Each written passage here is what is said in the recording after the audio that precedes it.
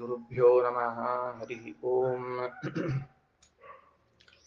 नारायणं निखिलपूर्णगुणैकदेहं सर्वज्ञमच्युतमपेतसमस्तदोषम् प्राणस्य सर्वचिदचित् परमेश्वरस्य साक्षादधीश्वरमियां शरणं रमेशम्। ಶ್ರೀಗುರುಭ್ಯೋ ನಮಃ. 1ನೇ ಅಧ್ಯಾಯದ 3ನೇ ಖಂಡ ಪ್ರಾರಂಭವಾಗ್ತಾ ಇದೆ. ಈ 3ನೇ ಖಂಡದಲ್ಲಿ ನಿನ್ನೆ ಸ್ವಲ್ಪ ವಿಷಯ ಅದರಲ್ಲಿ ಏನ್ ಬರ್ತದೆ ಅನ್ನೋದನ್ನು ಸ್ವಲ್ಪ ಹೇಳಿದ್ದೆ. ಮತ್ತೆ ಇವತ್ತು ಆ 3ನೇ ಖಂಡದ ವಿಚಾರವನ್ನ ತೆಗೆದುಕೊಳ್ಳೋಣಂತೆ.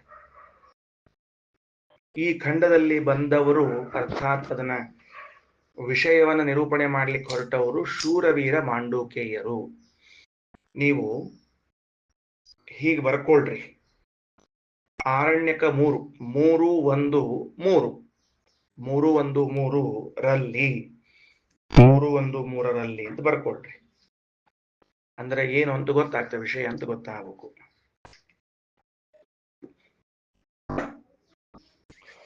ಮೂರರಲ್ಲಿ ಶೂರವೀರ ಮಾಂಡೂಕೇಯರು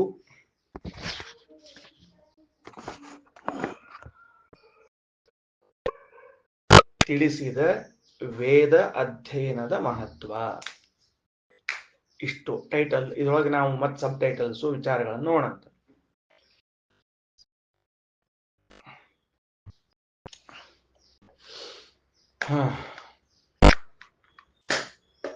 ತಾವು ಸ್ವತಃ ವೇದಗಳನ್ನ ಅಧ್ಯಯನ ಮಾಡಿದವರಾಗಿ ಶೂರವೀರ ಮಾಂಡೂಕೇಯರು ಬಹಳ ಎತ್ತರದ ಸ್ಥಾನದಲ್ಲಿ ಇದ್ದವರು. ತಮ್ಮ ಮುಂದಿನ ಪರಂಪರೆಗೆ ವೇದವನ್ನ ಕೊಟ್ಟು ದೊಡ್ಡ ಅನುಗ್ರಹ ಮಾಡಿದವರು ಶೂರವೀರ ಮಾಂಡೂಕೇಯರು. ಅಂಥವರು ಒಟ್ಟಾರೆ ಸಮಾಜದಲ್ಲಿ ಯಾರು ವೇದಗಳನ್ನ ಅಧ್ಯಯನ ಮಾಡಿದ್ದಾರೋ ಆ ವೇದಗಳ ಅಧ್ಯಯನದ ವಿಶೇಷಗಳೇನು ಅನ್ನೋದನ್ನ ನಿನ್ನೆ ಒಂದು ಸ್ವಲ್ಪ ಸಂಕ್ಷೇಪದಲ್ಲಿ ನೋಡಿತ್ತು. ಸಂಹಿತಾ ಪಾಠ, ಪದಪಾಠ, ಕ್ರಮಪಾಠ ಅಂತಾದ ಮೇಲೆ ಮುಂದೆ ಅನೇಕ, ಅದು ಜಟ, ಮಾಲ, ಶಿಖಾ, ರೇಖಾ, ಧ್ವಜ, ದಂಡ, ರಥ, ಘನ ಅನ್ನುವಂತಹ ಪಾಠಗಳು ಇವೆಲ್ಲವೂ ಇದೆ. ಎಲ್ಲದರ ಬಗ್ಗೆ ಮಾತಾಡ್ತಿಲ್ಲ. ಶೂರವೀರ ಮಾಂಡೂಕೇಯರು ಮೊದಲಿನ 3 ಅಂಶಗಳನ್ನ ಮಾತ್ರ ಇಟ್ಟುಕೊಂಡು ಮಾತಾಡ್ತಿದ್ದಾರೆ. ಯಾಕಂದ್ರೆ ಎಷ್ಟು ಎಲ್ಲಿ ಏನ್ ತಿಳಿಸ್ಬೇಕೋ ಅಷ್ಟು ಅಲ್ಲಿ ಅದನ್ನೇ ತಿಳಿಸ್ಬೇಕು. ಎಲ್ಲವನ್ನೂ ಒಟ್ಟಿಗೆ ಹಾಕಿಬಿಟ್ರೆ ಆಗೋದಿಲ್ಲ. ಮಾಡಿದ ಅಡಿಗೆಯನ್ನೆಲ್ಲ ಒಂದೇ ಸರ್ತಿ ಎಲೆಯಲ್ಲಿ ಬಡಿಸಿಬಿಟ್ರೆ ಗತಿ ಏನು? ಅದಕ್ಕೆ ಸ್ವಲ್ಪ ಸ್ವಲ್ಪ ಹಾಕಬೇಕು. ಅದಕ್ಕೆ ಅವರು ಏನು ಅನುಸಂಧಾನ ಮಾಡಿದ್ದಾರೋ ಅದನ್ನ ನಾವು ತಿಳಿಯುವ ಪ್ರಯತ್ನ ಮಾಡೋಣ ಅಂತ. ನನಗೆ ಏನು ಬೇಕೋ ಅದು ಪುಸ್ತಕದಲ್ಲಿ ಇದೆ ಅನ್ನುವಂತಹ ಭ್ರಾಂತಿಗೆ ಹೋಗುವುದು ಬೇಡ. ಅವರೇನು ಅನುಸಂಧಾನ ಮಾಡಿದ್ದಾರೆ ಆ ವಿಷಯವನ್ನೆಲ್ಲ ತಿಳಿಸ್ಲಿಕ್ಕತ್ತಾರೆ. ಆದ್ದರಿಂದ ನಾವು ಅದನ್ನು ತಿಳ್ಕೊಳ್ಳೋ ಪ್ರಯತ್ನ ಮಾಡಬೇಕು. ಏನಾಯ್ತು? ಈ ಶೂರವೀರ ಮಾಂಡೂಕೇಯರು ಯಾರು ವೇದಗಳನ್ನ ಅಧ್ಯಯನ ಮಾಡಿದ್ದಾರೋ ಸರ್ವಾತ್ಮನ ಅವರ ನಿಂದನೆಯನ್ನು ಮಾಡ್ಲಿಕ್ಕೆ ಹೋಗ್ಬೇಡ್ರಿ, ಅವ್ರನ್ನೇನೋ ಅನ್ಲಿಕ್ಕೆ ಹೋಗ್ಬೇಡ್ರಿ. ಯಾಕೆ ಅಂದ್ರೆ ಅವರೇನಾದರೂ ಬಾಯಿಯಿಂದ ಅರ್ಥಾತ್ ಅವರೇನಾದರೂ ಮನಸ್ಸು ನೊಂದುಕೊಂಡು ತಿರುಗಿ ನಿಮಗೇನಾದರೂ ಅಂದು ಬಿಟ್ಟರೆ ಅದು ನಿಮಗೆ ಶಾಪವೇ ಆಗಿ ಹೋಗ್ತದೆ. ಹುಷಾರಾಗಿರ್ಬೇಕು ಅಂತ ಹೇಳ್ತಾರೆ. ಎಚ್ಚರ ಇರಬೇಕು. ಅಷ್ಟು ವೇದಗಳನ್ನ ಅಂದು ಅಂದು ಅಂದು ಅಂದು ಅವರಲ್ಲಿ ಇಷ್ಟು ಪುಣ್ಯ ಸಂಗ್ರಹವಾಗಿರ್ತದೆ ಅಂದ್ರೆ ಅಪೌರುಷೇಯವಾದ ವೇದಗಳು. ಆ ಅಪೌರುಷೇಯವಾದ ವೇದಗಳನ್ನ ಹೇಳಿ ಹೇಳಿ ಹೇಳಿ ಹೇಳಿ ಇಷ್ಟು ಪುಣ್ಯ ಸಂಗ್ರಹವಾಗಿರ್ತದೆ. ಅವರೊಂದು ಬಾಯಿಯಿಂದ ಮಾತಾಡಿಬಿಟ್ರೆ ಅದು ಶಾಪವೇ ಆಗೋಗ್ತದೆ. ಅವರು ಬೇಸರಿಸಿಕೊಂಡು ಒಂದು ಮಾತಾಡಿದ್ರೆ ಅದು ಶಾಪವೇ ಆಗಿ ಹೋಗ್ತದೆ. ಅದರಿಂದ ಯಾವ ಕಾರಣಕ್ಕೂ ಕೂಡ ಮತ್ತೆ ವೇದಾಧ್ಯಯನವನ್ನ ಮಾಡುವಂಥವರನ್ನ ನಿಂದಿಸಬೇಡ್ರಿ. ಅದರಲ್ಲೂ ಮತ್ತೆ ವಿಶೇಷ ಇದೆ. ಏನ್ ವಿಶೇಷ ಇದೆ ಅಂದ್ರೆ 3 ತರಹದ ಜನ ಇದ್ದೇ ಇದ್ದಾರೆ. ಸಾತ್ವಿಕರು, ರಾಜಸರು, ತಾಮಸರು ಅಂತ ಇದ್ದೇ ಇದ್ದಾರೆ. ಅಕಸ್ಮಾತ್ತಾಗಿ ಸಾತ್ವಿಕನಾದ ಒಬ್ಬ ವ್ಯಕ್ತಿ, ಮುಕ್ತಿಯೋಗ್ಯನಾದ ಒಬ್ಬ ವ್ಯಕ್ತಿ ನಿಂದಿಸಿದ ಅಂತ ಇಟ್ಟುಕೊಂಡ್ರೆ ಅವನಿಗೇನ್ ಮಾಡ್ಬೇಕು ವ್ಯವಸ್ಥೆ? ಸ್ವತಃ ಮುಕ್ತಿಯೋಗ್ಯನಾಗಿದ್ದಾನೆ, ಸಾತ್ವಿಕನಾಗಿದ್ದಾನೆ, ಅವಿವೇಕದಿಂದಲೋ ಮೋಹದಿಂದಲೋ ಬುದ್ಧಿಭ್ರಂಶದಿಂದಲೋ ಬೈದ ಅವನಿಗೇನಾಗಬೇಕು? ಇನ್ನು ರಾಜಸ ಜೀವರಾಶಿ ಇದ್ದಾನೆ, ಅವನು ವೇದಾಧ್ಯಯನವನ್ನ ಮಾಡೋರನ್ನ ಕಂಡು ನಿಂದಿಸಿದ, ಅವನಿಗೇನ್ ಪರಿಸ್ಥಿತಿ? ಇನ್ನು ತಮೋಯೋಗ್ಯನೇ ಇದ್ದಾನೆ, ಅವ ತಾಮಸ ಜೀವಿ, ಅವನು ವೇದಾಧ್ಯಯನ ಮಾಡೋರನ್ನ ನಿಂದಿಸಿದರೆ ಏನ್ ಮಾಡಬೇಕು? ಹೀಗೆಲ್ಲ ಇದಕ್ಕೊಂದು ವ್ಯವಸ್ಥೆ ಚೌಕಟ್ಟು ಹಾಕೊಡ್ತಾರೆ ಶೂರವೀರ ಮಾಂಡೂಕೇಯರು. ಆ ವೇದ ಅಧ್ಯಯನದಲ್ಲೂ ಕೂಡ ಸಂಹಿತಾ ಅಧ್ಯಯನ, ಪದ ಅಧ್ಯಯನ, ಕ್ರಮ ಅಧ್ಯಯನ ಅಂತ ಮೂರು. ನಿನ್ನೆ ದಿವಸ ಅದನ್ನ ನಾನು ದೃಷ್ಟಾಂತ ಹೇಳಿದ್ದೆ ನಿಮಗೆ. ಒಂದು ವೇದ ಮಂತ್ರವನ್ನ ಹೇಳಿದ್ದೆ. ಪ್ರಾರಂಭ ಏನಾಗ್ತಾ ಇದೆ, ಅಥಾತೋ ನಿರ್ಭುಜ ಪ್ರವಾದಾಹ ಅಂತ ಮಂತ್ರ ಪ್ರಾರಂಭ ಆಗ್ತಾ ಇದೆ. ನಿರ್ಭುಜ ಪ್ರವಾದಾಹ ಅಂದ್ರೆ ಏನ್ ಗೊತ್ತಾ? ನಿರ್ಭುಜ ಅಂದ್ರೆ ಸಂಹಿತಾ ಅಂತ ಅರ್ಥ. ಸಂಹಿತಾ, ಇದು ನಿರ್ಭುಜ ಶಬ್ದವು ತನ್ನ ಜೊತೆಗೆ ಪದ ಮತ್ತು ಕ್ರಮವನ್ನು ತರಲಿಕ್ಕತ್ತದ. ನಿರ್ಭುಜ ಪ್ರವಾದಾಹ ಅಂದ್ರೆ ಸಂಹಿತಾ ಪದ ಕ್ರಮಗಳ ವಿಷಯದಲ್ಲಿ ಒಂದು ಶ್ರೇಷ್ಠವಾದ ಚರ್ಚೆ, ಒಂದು ಶ್ರೇಷ್ಠವಾದ ವಿಷಯ ಮಂಡನೆ ಆಗ್ತಾ ಇದೆ ಅಂತ ತಿಳಿದುಕೊಳ್ರಿ. ಬರ್ತದ ಕೆಳಗಡೆಗೆ ಶ್ರೀಮದಾಚಾರ್ಯ ನಿರ್ಭುಜ ಅಂದ್ರೆ ಏನು ಅಂತ ಹೇಳೋರಿದ್ದಾರ, ಎಲ್ಲ ಅಲ್ಲೇ ಓದೋಣ ಅಂತ. ಈ ಸದ್ಯಕ್ಕೆ ಸಾಮಾನ್ಯವಾಗಿ ನಿರ್ಭುಜ ಪ್ರವಾದ ಎಂಬ ಶಬ್ದಕ್ಕೆ ಸಂಹಿತ ಪದ ಕ್ರಮಗಳ ಅಷ್ಟು ಬರ್ಕೊಳ್ರಿ, ಮೂರು ಕ್ರಮಗಳ ಅಧ್ಯಯನದ ಬಗ್ಗೆ ಒಂದು ಶ್ರೇಷ್ಠವಾದ ಚರ್ಚೆ, ವಿಷಯ ಮಂಡನೆ ಆಗ್ತಾ ಇದೆ. ಈಗ ಒಂದು ದೃಷ್ಟಾಂತ ಕೊಡ್ತೀನಿ ನಿಮ್ಗೆ, ಸುಮ್ಮನೆ ನಮಗೆ ತಿಳಿಯಲಿ ಅನ್ನೋದಕ್ಕಾಗಿ. ವೇದದ ಮಂತ್ರದ ದೃಷ್ಟಾಂತವನ್ನ ನಿನ್ನೆ ಹೇಳಿದ್ದೆ. ಪದ ಹೇಗಿರ್ತದೆ, ಸಂಹಿತಾ ಹೇಗಿರ್ತದೆ, ಕ್ರಮ ಹೇಗಿರ್ತದೆ ಅಂತ. ನಾವು ವೇದಗಳ ತನಕ ಹೋಗೋದು ಸ್ವಲ್ಪ ದೂರ ಅನ್ನಿಸ್ತದೆ. ಅದಕ್ಕೆ ನಮಗೆ ಗೊತ್ತಿರುವಂತಹ ವಿಷಯದಲ್ಲಿ ಏನೇ ಸಂಹಿತಾ ಮತ್ತು ಪದ ಅಂದ್ರೆ ಏನು ಅಂತ ತಿಳ್ಕೊಳ್ಳೋಣ ಅಂತ. ಸಂಹಿತಾ ಅಂದ್ರೆ ಸಂಧಿ ಮಾಡಿದ ಪದಗಳು ಹೇಗಿವೆಯೋ ಹಾಗೆ ಅದನ್ನ ಹೇಳ್ಬಿಡೋದು. ಪದ ಅಂದ್ರೆ ಸಂಧಿಯನ್ನ ಬಿಡಿಸಿ ಬಿಡಿಸಿ ಹೇಳುವುದು, ಇವೆರಡಕ್ಕೂ ಕರೀತಾರೆ. ಮತ್ತೆ ಕ್ರಮ ಅಂದ್ರೆ ಸಂಧಿ ಸಹಿತವಾಗಿ ಸಂಧಿರಹಿತವಾಗಿ ಹೇಳುವುದನ್ನ ಕ್ರಮ ಅಂತ ಕರೀತಾರೆ. ಇಷ್ಟು ಬರ್ಕೊಂಡ್ಬಿಡ್ರಿ. ಸಂಹಿತಾ ಅಂದ್ರೆ ಸಂಧಿ ಸಹಿತವಾಗಿ ಹೇಳುವುದು,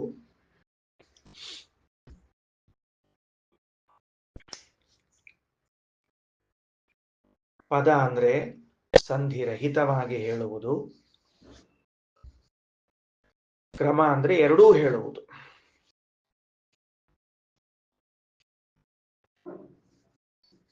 ಪ್ರಾಥಮಿಕ ಹಂತದಲ್ಲಿ ನಮಗೆ ತಿಳುವಳಿಕೆ ಬರಲಿ ಅನ್ನೋದಕ್ಕೆ ಈ ತರಹದ ಮಾತುಗಳನ್ನು ಹೇಳ್ತಿದ್ದೇನೆ.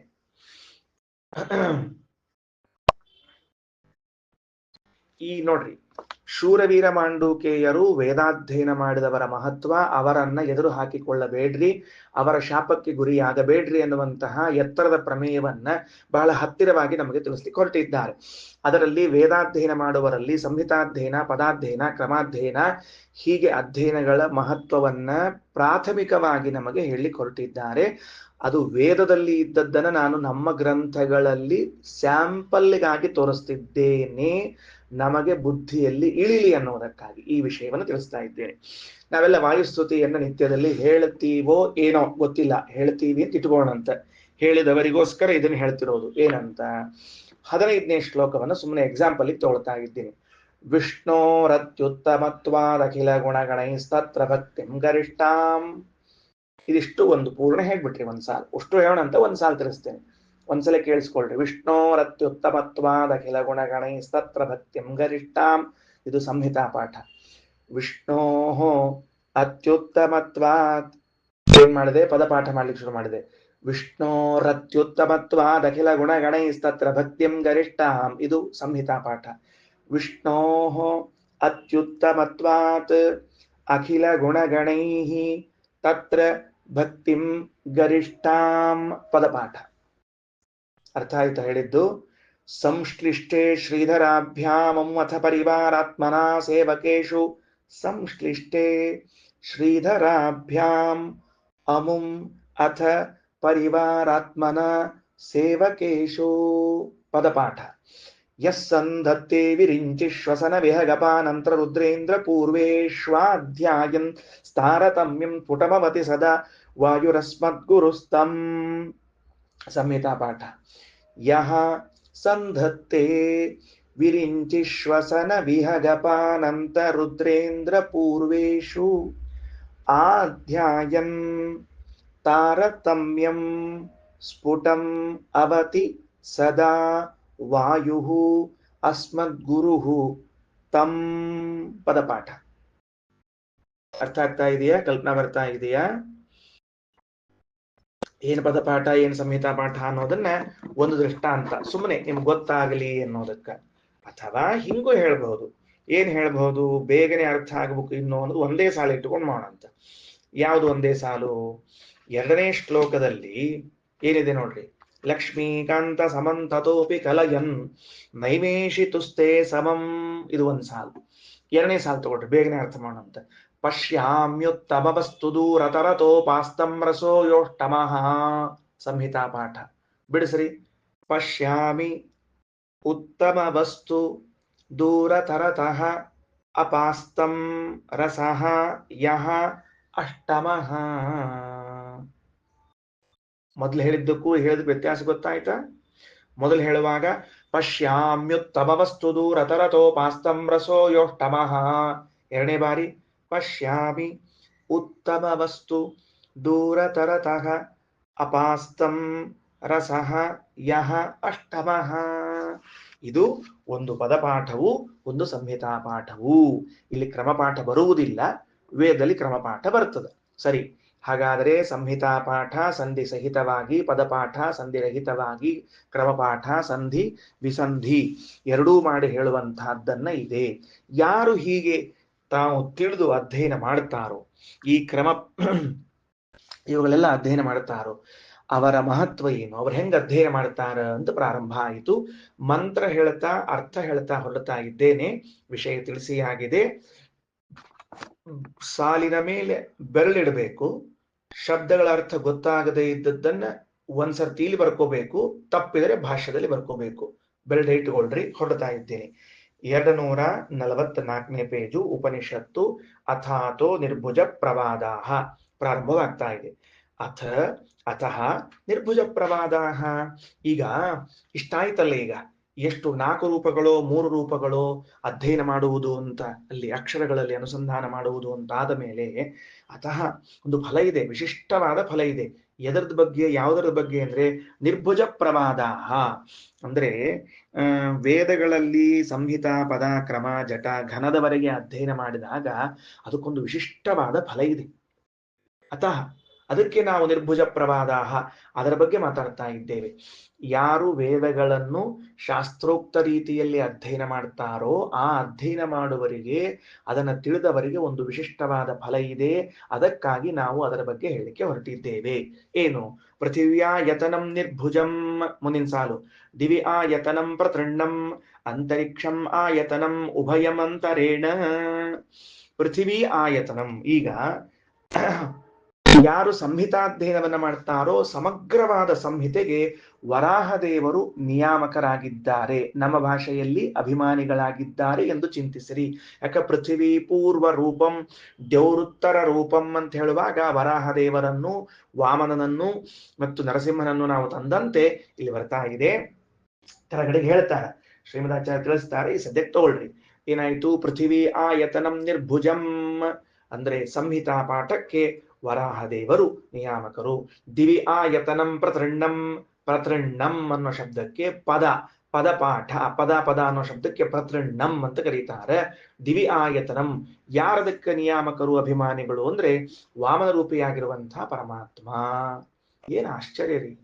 ನಿಜವಾಗಿ ಹೇಳ್ತೇನೆ, ಶ್ರೀಮದಾಚಾರ್ಯರು ವೇದಗಳು ಪರಮಾದ್ಭುತ ಚಿಂತನೆ ಕೊಡುತ್ತದೆ. ಸಾಧ್ಯ ಇಲ್ಲ, ನೀವೆಲ್ಲ ಪ್ರಭಾಕರ್ ಊಹಾ ಮಾಡ್ಲಿಕ್ಕೂ ಸಾಧ್ಯ ಇಲ್ಲ. ಅವ ಯಾಕೆ ವಾಮನ ರೂಪಿಯಾದ ಪರಮಾತ್ಮ 3 ಪಾದಗಳನ್ನ ಕೇಳಿ ಪಾದ ಇಟ್ಟು ದಾನ ತಗೊಂಡ ಅಂದ್ರೆ, ಸಮಗ್ರವಾದ ವೇದಗಳಲ್ಲಿ ಪದ ಪಾಠಕ್ಕೆ ನಾನು ನಿಯಾಮಕನು ಅಂತ ತಿಳಿಸ್ಲಿಕ್ಕೆ ತಗೊಂಡ ಅಂತ ಬರೀತಾರೆ ಶ್ರೀಮದಾಚಾರ್ಯ. ಏನು ಊಹಾತೀತರಿ, ಎಲ್ಲಾದ್ರೂ ಊಹಾತೀತ.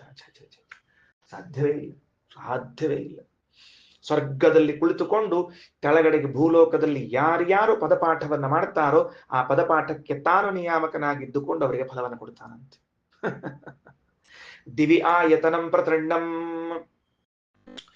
ಆ ಕಂಬವನ್ನ ಸೀಳಿಕೊಂಡು ಬಂದ ನರಸಿಂಹನಿದ್ದಾನಲ್ಲ ದೇಸಾಯರ, ಅವ ಎದಕ್ಕ ಅಂದ್ರೆ ಅಂತರಿಕ್ಷಂ ಆಯತನಂ ಉಭಯಮಂತರೇಣ, ಉಭಯಂ ಅಂತರೇಣ ಸಂಧಿ ವಿಸಂಧಿ ಎರಡನ್ನೂ ಒಳಗೊಂಡಿರುವಂತಹ ಕ್ರಮಪಾಠಕ್ಕೆ ಅಂತರಿಕ್ಷಂ ಆಯತನಂ. ಯಾರವನ ಅಂತರಿಕ್ಷ? ನರಸಿಂಹಸ್ತಂತರಿಕ್ಷೋ ಭಗವಾನ್ ಕ್ರಮದೇವತಾ. ಆ ಕ್ರಮಪಾಠಕ್ಕೆ ಭಗವಂತ ನರಸಿಂಹನಾಗಿದ್ದಾನಂತೆ. ಏನ್ ಆಶ್ಚರ್ಯ ಅಲ್ಲ? ಹೆಂಗೆ ಹೇಳ್ರಿ ನೋಡಂತ ಶ್ರೀನಿವಾಸ್, ಹೆಂಗ ಅನುಸಂಧಾನ ಮಾಡಿ ನೋಡಂತ. ರಘುತ್ತಮಾಚಾರ ಟಕ್ಕಂತ ಹೇಳ್ರಿ, ಏನಾಯ್ತು? ಕಂಬದಿಂದ ಹೊರಬಂದ, ಕಂಬದಿಂದ ಹೊರಬಂದ, ಸೀಳಿಕೊಂಡು ಬಂದ. ಕ್ರಮಪಾಠದಲ್ಲಿ ಸೀಳಿದ ಅಕ್ಷರಗಳು ಅವ. ಆಮೇಲೆ ಅವನು ಎತ್ಕೊಂಡ ಅಂದ್ರೆ ಕೂಡಿದ ಅಕ್ಷರಗಳವ. ಮತ್ತ ತೊಡಿ ಮೇಲೆ ಹಾಕೊಂಡ, ಮತ್ತ ಸೀಳಿದ ಅಕ್ಷರಗಳವ. ಕೂಡಿದ ಅಕ್ಷರ, ಸೀಳಿದ ಅಕ್ಷರ, ಕೂಡಿದ ಅಕ್ಷರ, ಸೀಳಿದ ಅಕ್ಷರ ಅವ ಕ್ರಮಪಾಠದಲ್ಲಿ. ಆ ನರಸಿಂಹನಾಗಿ ಬಂದು ಇದನ್ನ ತೋರಿಸಿದನೆ ಏನ್ರಿ ಪ್ರಭಾಕರ್? ವಿಚಾರ ಮಾಡ್ಲಿಕ್ಕೆ ಸಾಧ್ಯ ಇದೆಯಾ? ಏನದ್ಭುತ ಚಿಂತನೆ ಎಲ್ಲಾದ್ರೂ ಸಾಧ್ಯವೇ ಇಲ್ಲ. ಅಥಾತೋ ನಿರ್ಭುಜ ಪ್ರವಾದಾಹ ಪೃಥಿವ್ಯಾಯತನಂ ನಿರ್ಭುಜಂ ದಿವ್ಯಾಯತನಂ ಪ್ರತೃಣ್ಣಂ ಅಂತರಿಕ್ಷಂ ಆಯತನಂ ಉಭಯಮಂತರೇಣ. ಪದಚ್ಛೇದ ಮಾಡಿ ಹೇಳಿಗತ್ತೀನಿ, ಹಂಗ ಎಲ್ಲರೂ ತಿಳಿಲಿಲ್ಲ ಅಂದ್ರೆ ಗೀಟ್ ಹಾಕೊಳ್ರಿ ಅಷ್ಟ. ಅಥ ಯದಿ ಏನಂ ನಿರ್ಭುಜಂ ಬ್ರುವಂತಂ ಉಪವದೇತ್. ಯಾರಾದರೂ ಈಗ ನೋಡ್ರಿ, 3 ಅಧ್ಯಯನಕ್ಕ 3 ದೇವತೆಗಳು ಬಂದಾಯಿತು. 3 ಅಧ್ಯಯನ ಅಂತ ತಿಳಿಸಿಕೊಟ್ಟಾಯಿತು. ಸಂಹಿತಾ ಅಧ್ಯಯನ, ಪದಾಧ್ಯಯನ, ಕ್ರಮಾಧ್ಯಯನ. 3 ಅಧ್ಯಯನಗಳು ಶಾಸ್ತ್ರದಲ್ಲಿ ಏನ್ ಕರೀತಾರೆ? ಅದಕ್ಕ ನಿರ್ಭುಜ ಅಂದ್ರೆ ಸಂಹಿತಾ, ಅದಕ್ಕೆ ಪೃಥ್ವಿ ಅಭಿಮಾನಿಯಾದ, ಪೃಥ್ವಿ ಪೂರ್ವರೂಪನಾದ ವರಾಹರೂಪಿಯಾದ ಪರಮಾತ್ಮ ಅದಕ್ಕೆ ಅಭಿಮಾನಿಯಾಗಿದ್ದಾನೆ. ದಿವಿ ಆಯತನಂ ಪ್ರತೃಣ್ಣಂ, ಪದಪಾಠಕ್ಕೆ ನಮ್ಮ ಸ್ವಾಮಿ ವಾಮನನಾಗಿದ್ದಾನೆ. ಅಂತರಿಕ್ಷಂ ಆಯತನಂ ಉಭಯಮಂತರೇಣ. ಉಭಯಮಂತರೇಣ ಅಂದ್ರ ಸಂಧಿ ವಿಸಂಧಿ ಎರಡನ್ನೂ ಒಳಗೊಂಡಿರುವಂತಹದ್ದು, ಅದಕ್ಕೆ ಆಯತನ ನರಸಿಂಹದೇವರು. ಅಥ ಇಫ್ ಯದಿ ಏನಂ ನಿರ್ಭುಜಂ ಬ್ರುವಂತಂ ಉಪವದೇತ, ಒಂದು ವೇಳೆ ಸಂಹಿತಾಧ್ಯಯನವನ್ನ ಮಾಡುವ ಬ್ರಾಹ್ಮಣನಿಗೆ, ಆ ವ್ಯಕ್ತಿಗೆ ಯಾರಾದರೂ ಉಪವದೇತ ನಿಂದಿಸಿದರೆ, ಉಪವದೇತ್ ಇಸ್ ಈಕ್ವಲ್ ಟು ನಿಂದಿಸಿದರೆ, ಪೆನ್ಸಿಲ್ ತಗೊಂಡು ಪುಸ್ತಕದಲ್ಲಿಗೆ ಬರ್ಕೊಳ್ಬೇಕು. ಉಪವದೇತ್ ನಿಂದಿಸಿದರೆ ಏನಾಗ್ತದ? ಅಚ್ಚೋಷ್ಟಾಹ ಅವರಾಭ್ಯಾಂ ಸ್ಥಾನಾಭ್ಯಾಂ. ನೋಡೋ ನನ್ನನ್ನ ನೀನು ನಿಂದಿಸುತ್ತಿದ್ದೀಯ. ಆ ಬೈಯುವಂತಹ ವ್ಯಕ್ತಿ ಯಾರಿದ್ದಾನ ಎಂಬುದು ಆಮೇಲೆ ವಿಚಾರ, ಅದನ್ನ ನೋಡಂತ. ಏನವನಿಗೆ ಹೇಳಬೇಕು ನಾವು ಅಧ್ಯಯನ ಮಾಡುವರು ಅಂದ್ರೆ, ನೀನು 2 ಸ್ಥಾನಗಳಿಂದ ಚ್ಯುತನಾಗ್ತೀಯೋ. ನಾನು ಸಂಹಿತಾ ಅಧ್ಯಯನ ಮಾಡ್ತಾ ಇದ್ದೇನೆ, ಸಂಹಿತಾ ಅಧ್ಯಯನ ಮಾಡುವ ನನಗೆ ನೀನು ಬೈದರೆ ನಿನಗೆ 2 ಸ್ಥಾನಗಳು ಹೋಗ್ತದೆ. ಒಂದು ಅಂತರಿಕ್ಷ ಹೋಗ್ತದೆ, ಒಂದು ಭೂಮಿ ಹೋಗ್ತದೆ. 2 ಸ್ಥಾನಗಳಿಂದ ನೀನು ಚ್ಯುತನಾಗ್ತೀಯ. ನಿನಗೆ ಬರೋ ಜನ್ಮದಲ್ಲಿ ಭೂಮಿಯಲ್ಲೂ ಹುಟ್ಟಿಲ್ಲ, ಅಂತರಿಕ್ಷದಲ್ಲೂ ಹುಟ್ಟಿಲ್ಲ. ಎಲ್ಲೋ ಹೋಗ್ತೀಯ. ಏನದ? ಅವರಾಭ್ಯಾಂ ಸ್ಥಾನಾಭ್ಯಾಂ, ಸ್ವರ್ಗದಗಿಂತ ಕೆಳಗಿರುವ ಅಂತರಿಕ್ಷ ಮತ್ತು ಭೂಮಿಗಳಿಂದ ಅಚ್ಚೋಷ್ಟಾಹ ಚ್ಯುತನಾಗುತ್ತೀಯ ಇತಿ ಎಂದು ಏನಂ ಬ್ರೂಯಾತ್, ಅವನಿಗೆ ಹೇಳಬೇಕು. ಇದು ಸಂಹಿತಾ ಅಧ್ಯಯನ ಮಾಡುವನಿಗೆ ಯಾರಾದರೂ ನಿಂದಿಸಿದರೆ. ಅಥ ಯದಿ ಏನಂ ಪ್ರತೃಣ್ಣಂ ಬ್ರುವಂತಂ ಉಪವದೇತ್ ಅಚ್ಚೋಷ್ಠಾ ಉತ್ತರಾಭ್ಯಾಂ ಸ್ಥಾನಾಭ್ಯಾಂ ಇತಿ ಏನಂ ಬ್ರೂಯಾತ್. ಯಾರು ಪದಪಾಠವನ್ನ ಮಾಡ್ತಿದ್ದಾನೋ ಆ ಪದಪಾಠ ಮಾಡುವ ವ್ಯಕ್ತಿಯನ್ನ ನಿಂದಿಸಿದರೆ ಅವನಿಗೆ ಶಾಪ ಹಾಕಬೇಕಂತೆ. ಏನಂತ? ನೋಡು, ನೀನು ಅಂತರಿಕ್ಷವನ್ನೂ ಕಳ್ಕೊಂಡಿದ್ದೀಯ, ಸ್ವರ್ಗವನ್ನೂ ಕಳ್ಕೊಂಡಿದ್ದೀಯ. ಪದಪಾಠದ ಅಧ್ಯಯನದ ಫಲ ಅಂತರಿಕ್ಷ ಮತ್ತು ಸ್ವರ್ಗಗಳು. ಅಂಥವನನ್ನ ನಿಂದಿಸುವುದು ನಾವು ಸ್ವರ್ಗದಿಂದ ಚ್ಯುತರಾಗಲಿಕ್ಕೆ, ಅಂತರಿಕ್ಷದಿಂದ ಚ್ಯುತರಾಗಲಿಕ್ಕೆ ಕಾರಣ ಆಗ್ತದೆ. ಮುಂದ ಯಹಾತು ಏವಂ ಉಭಯಮಂತರೇಣ ಆಹತಸ್ಯ ನಾಸ್ತಿ ಉಪವಾದಃ. ಯಾರು ಕ್ರಮಪಾಠವನ್ನ, ಉಭಯಮಂತರೇಣ ಅನ್ನೋ ಶಬ್ದಕ್ಕೆ ಕ್ರಮಪಾಠ, ಯಾರು ಕ್ರಮಪಾಠವಂತ ಮಾಡುವನನ್ನು ನಿಂದಿಸ್ತಾನೋ, ಏನ್ ಬರೇ ಅದ ಅಂತದ. ಓಷಧಯ ಸಂವದಂತೆ ವದಂತೆ ಏ ಮತ್ತದ ಮದ ಗೋಕ್ ಹಾಕೋದ್ ಕೊಡ್ತೀಯೋ ಅಂತ ಹೇಳಿ ಯಾರಾದ್ರೂ ಬೈದರಿ, ಅವನಿಗೆ ಬೈಯೋ ಅವಶ್ಯಕತೆನೂ ಇಲ್ರಿ. ಅವ್ನ್ ಬೈಯೋ ಅವಶ್ಯಕತೆ ಇಲ್ಲ. ಅದಕ್ಕಂತಾರ ಆಹತಸ್ಯ ನಾಸ್ತಿ ಉಪವಾದ. ಅವ್ನ್ ನಿಂದನ ಏನ್ ಮಾಡ್ಬೇಕಿನ್ ನಾವು? ಯಾಕಂದ್ರ ಅಷ್ಟದೋಗತಿ ಹೊಂತಾನ. ಅವ್ನ್ ಬೈಲಿಕ್ ಸದಕ್ ಶಬ್ದ ಉಳಿದಿಲ್ಲ ನಮ್ ಕಡೆ. ಎಷ್ಟ್ ಚಂದದ ಅಲ್ಲ? ನಾಸ್ತಿ ಉಪವಾದ ಅಂದ್ರ ಅವಂಗ್ ಬೈಬಾರ್ದು ಅಂತಲ್ರಿ. ಉಪವಾದ ಅಂದ್ರೆ ಬೈಯುವಿಕೆ, ನಿಂದಿಸುವುದು. ತಸ್ಯ ನಾಸ್ತಿ ಉಪವಾದ, ಅವಂಗೇನ್ ಬೈಯೋದು, ತಿರುಗಿ ಅವಂಗೇನ್ ಅನ್ನೋದು, ತಿರುಗೇನ್ ಅನ್ನೋದು ಇಲ್ಲ ಅಂತ ತಿಳಿಬೇಡ್ರಿ. ಈಗ ಒಂದು ಮಹಾಭಾರತದಲ್ಲಿ ಒಂದು ಪ್ರಯೋಗ ಇದೆ. ತಂ ಕೃಷ್ಣಂ ಪುಂಡರೀಕಾಕ್ಷಂ ಕೋನು ಯುದ್ಧೇತ ಬುದ್ಧಿಮಾನ್. ಬುದ್ಧಿ ಇದ್ದವ ಯಾರ ಕೃಷ್ಣನ್ ಜೊತೆ ಯುದ್ಧಕ್ಕೆ ಹೋಗ್ತಾನೇನ್ರಿ ಅಂತಂತ. ಏನಂಗಂದ್ರ, ಬುದ್ಧಿ ಇದ್ದವ ಯಾರ ಕೃಷ್ಣನ್ ಜೊತೆ ಯುದ್ಧಕ್ಕೆ ಹೋಗ್ತಾರೇನ್ರಿ ಅಂದ್ರೆ ಅವನ ಜೊತೆ ಯುದ್ಧ ಮಾಡ್ಲೇಬಾರದು ಅಂತ ಅರ್ಥ. ಯಾಕಂದ್ರೆ ಯುದ್ಧ ಮಾಡಿ ತಾನ ನಾಶ ಆಗ್ತಾನ. ಹಂಗ ಕ್ರಮಾಧ್ಯಯನ ಮಾಡುವವನನ್ನ ತಿರುಗಿ ನಿಂದಿಸ್ಲೇಬಾರದು. ಯಾಕಂದ್ರೆ ಅವ ಅಷ್ಟ್ ಹಳ ಹೋಗ್ಯ, ನಿನ್ ಬೈಯೋದಿಲ್ಲೇ ಇಲ್ಲ ಅಂತ ಹೇಳಿ 3 ಮಾತನ್ನು ಹೇಳಿದ್ರು. ಸರಿ, ಭಾಷ್ಯ ತಗೊಳ್ರಿ. ಏನಂತಾರ ಭಾಷ್ಯದಲ್ಲಿ ನೋಡ್ರಿ. ಪೃಥಿವೀಸ್ತೋ ವರಾಹಸ್ತು ಸಂಹಿತಾ ದೇವತೋದಿತ. ಸಿಗ್ತಾ ಇದೆಯಲ್ಲ ವಾಕ್ಯ? ಪೃಥ್ವಿಯಲ್ಲಿದ್ದವನು ವರಾಹ, ಅವ ಸಂಹಿತಾ ದೇವತೆಯಾಗಿದ್ದಾನೆ. ದಿವಿಷ್ಟೋ ವಾಮನಶ್ಚೈವ ಸಂಪ್ರೋಕ್ತ ಪದದೇವತಾ, ಸ್ವರ್ಗದಲ್ಲಿರ್ತಕ್ಕಂಥ ವಾಮನ ಪದದೇವತ ಆಗಿದ್ದಾನೆ. ನೃಸಿಂಹಸ್ತ್ವಂತರಿಕ್ಷಸ್ಥೋ ಭಗವಾನ್ ಕ್ರಮದೇವತಾ, ನರಸಿಂಹರೂಪಿಯಾದ ಭಗವಂತ ಅಂತರಿಕ್ಷದಲ್ಲಿದ್ದಾನೆ, ಕ್ರಮಪಾಠದ ದೇವತೆಯಾಗಿದ್ದಾನೆ. ಕ್ರಮಪಾಠದ ದೇವತೆಯಾಗಿದ್ದಾನೆ. ಸ್ವಾಧ್ಯಾಯಮೇವಂ ಧ್ಯಾತ್ವಾ ಯಃ ಕರೋತಿ ಉಪವದೆ ನತಂ. ಯಾವ ವ್ಯಕ್ತಿ ಹೀಗೆ ಭಗವಂತನ ರೂಪಗಳನ್ನು ಅನುಸಂಧಾನ ಮಾಡಿ ಸ್ವಾಧ್ಯಾಯವನ್ನ ಮಾಡ್ತಾನೋ, ವೇದಾಧ್ಯಯನವನ್ನ ಮಾಡ್ತಾನೋ, ನ ಉಪವದೆ ತತಂ, ಅವನ ನಿಂದಿಸುವ ಸಾಹಸಕ್ಕೆ ಹೋಗಬೇಡ್ರಿ. ಬಹಳ ಚಂದಾಗಿ, ಬಹಳ ಚಂದಾಗಿ ಸಂಹಿತ ಅಧ್ಯಯನ ಮಾಡುವನು, ಸಂಹಿತೆಗೆ ನಿಯಾಮಕನಾದವನು, ಸಂಹಿತೆಯ ದೇವತಾ ಯಾರು? ವರಾಹರೂಪಿ ಪರಮಾತ್ಮ. ಅವೇನ್ ಮಾಡಿದ ಪರಮಾತ್ಮ? ಸಂಹಿತ ಅಂತಂದ್ರೆ ಭೂಮಿ ತನ್ನ ಕಕ್ಷೆಯಿಂದ ಕೆಳಗೆ ಹೋಗ್ಬಿಟ್ಟಿತ್ತು ಹಿರಣ್ಯಾಕ್ಷನ ಪ್ರಭಾವದಿಂದ. ಮತ್ತೆ ತಂದು ಅದನ್ನು ಸೇರಿಸಿದ, ಸಂಧಿ ಮಾಡಿಸಿದ ಅಕ್ಷರಗಳು ಸಂಹಿತಾ ಅಕ್ಷರಗಳು. ವರಾಹರೂಪಿ ಪರಮಾತ್ಮ ಮಾಡಿದ್ದೇನು? ಸಂಧಿ ಮಾಡಿಸಿದ. ಮತ್ತೆ ಯಾಕೆ ಸಂಧಿ ಮಾಡಿಸಿದ? ತನ್ನ ಜಾಗದಿಂದ ಬಿಟ್ಟೋಗಿತ್ತು ಭೂಮಿ, ಅದನ್ನ ಪುನಃ ತಂದು ಸಂಧಿ ಮಾಡಿಸಿದಲ್ಲ. ಸಂಧಿಯಾದ ಪದಗಳಿರುವುದೇ ಸಂಹಿತ. ಆ ಸಂಹಿತಾ ಅಧ್ಯಯನಕ್ಕೆ, ಸಂಹಿತೆಗೆ ದೇವತಾ ವರಾಹ ಅಂತ ತಿಳಿದು ಚಿಂತನೆ ಮಾಡ್ತಾನಲ್ಲ, ನಿಂದಿಸಬೇಡ್ರಿ ಅವನು. ಇನ್ನು ಪದಗಳನ್ನ ಬಿಡಿಸಿ ಬಿಡಿಸಿ ಬಿಡಿಸಿ ಅಧ್ಯಯನ ಮಾಡುವ ಪದಪಾಠಿ ಇದ್ದಾನಲ್ಲ, ಅದಕ್ಕೆ ನಿಯಾಮಕನಾದ ಭಗವದ್ರೂಪ ವಾಮನ ಸ್ವರ್ಗದಲ್ಲಿ ಇದ್ದವನು, ಅವನನ್ನು ನಿಂದಿಸಬೇಡ್ರಿ. ಇನ್ನು ಕ್ರಮಪಾಠವನ್ನ ಮಾಡುವನು ನರಸಿಂಹ, ಅವನ ಬಗ್ಗೆ ಕ್ರಮದೇವತೆಯಾಗಿದ್ದಾನೆ ಅಂತ ತಿಳಿದು ಅಧ್ಯಯನ ಮಾಡ್ತಾನಲ್ಲ. ಸ್ವಾಧ್ಯಾಯಮೇವಂ ಕೃತ್ವಾ ಯಃ ಕರೋತಿ ಉಪವದೇನ್ನತಂ ತಸ್ಯ ಅಪವದಿತಾಯಾತಿ ತ್ರೈಲೋಕ್ಯಾದಧ ಏವ ಹೀ. ಯಾರು ಆ ಕ್ರಮಪಾಠವನ್ನ ಮಾಡುವ ವ್ಯಕ್ತಿಯನ್ನು ನಿಂದಿಸಿದರೆ, ಕ್ರಮ ಅಧ್ಯಯನ ಮಾಡುವಂತಹ ವ್ಯಕ್ತಿಯನ್ನು ನಿಂದಿಸಿದರೆ, ತ್ರೈಲೋಕ್ಯಾದಧ ಏವ, ಭೂಹು ಭುವಃ ಸ್ವಹ ಎಂಬ 3 ಲೋಕಗಳಿಂದಲೂ ಕೆಳಗೆ ಚ್ಯುತನಾಗಿ ಬಿಡುತ್ತಾನೆ ಅವನು. ಕೆಲವರು 2 ಲೋಕ, ಕೆಲವರು ಈ 2 ಲೋಕ, ಕೆಲವರು ಆ 2 ಲೋಕ, ಇವ 3 ಲೋಕ. ಹಾಗಾಗಿ 3 ಲೋಕದಿಂದಲೂ ಚ್ಯುತನಾಗುವಂತಹ ವ್ಯಕ್ತಿ ಇದ್ದಾನೆ ಸರ್ವಾತ್ಮನ. ಅವನ ಬಗ್ಗೆ ನೀವೇನಲ್ಲೇಬೇಡ್ರಿ. ಗಚ್ಚಸ್ಯಧ ಇತಿ ಬ್ರೂಯಾದನ್ಯಂ ಬ್ರಾಹ್ಮಣತಸ್ತಥಾ ಬ್ರಹ್ಮ ಪ್ರಾಪ್ತೇರ್ಹಿ ಯೋಗ್ಯೋ ಯೋ ಬ್ರಾಹ್ಮಣ ಸಚನೇತರಃ ಇತಿ ಚ. ನೋಡ್ರಿ, ಬ್ರಹ್ಮ ಪ್ರಾಪ್ತೇರ್ ಯೋಗ್ಯೋ ಹಿ ಬ್ರಾಹ್ಮಣ ಸ ನಚ ಇತರಃ. ಇಲ್ಲಿ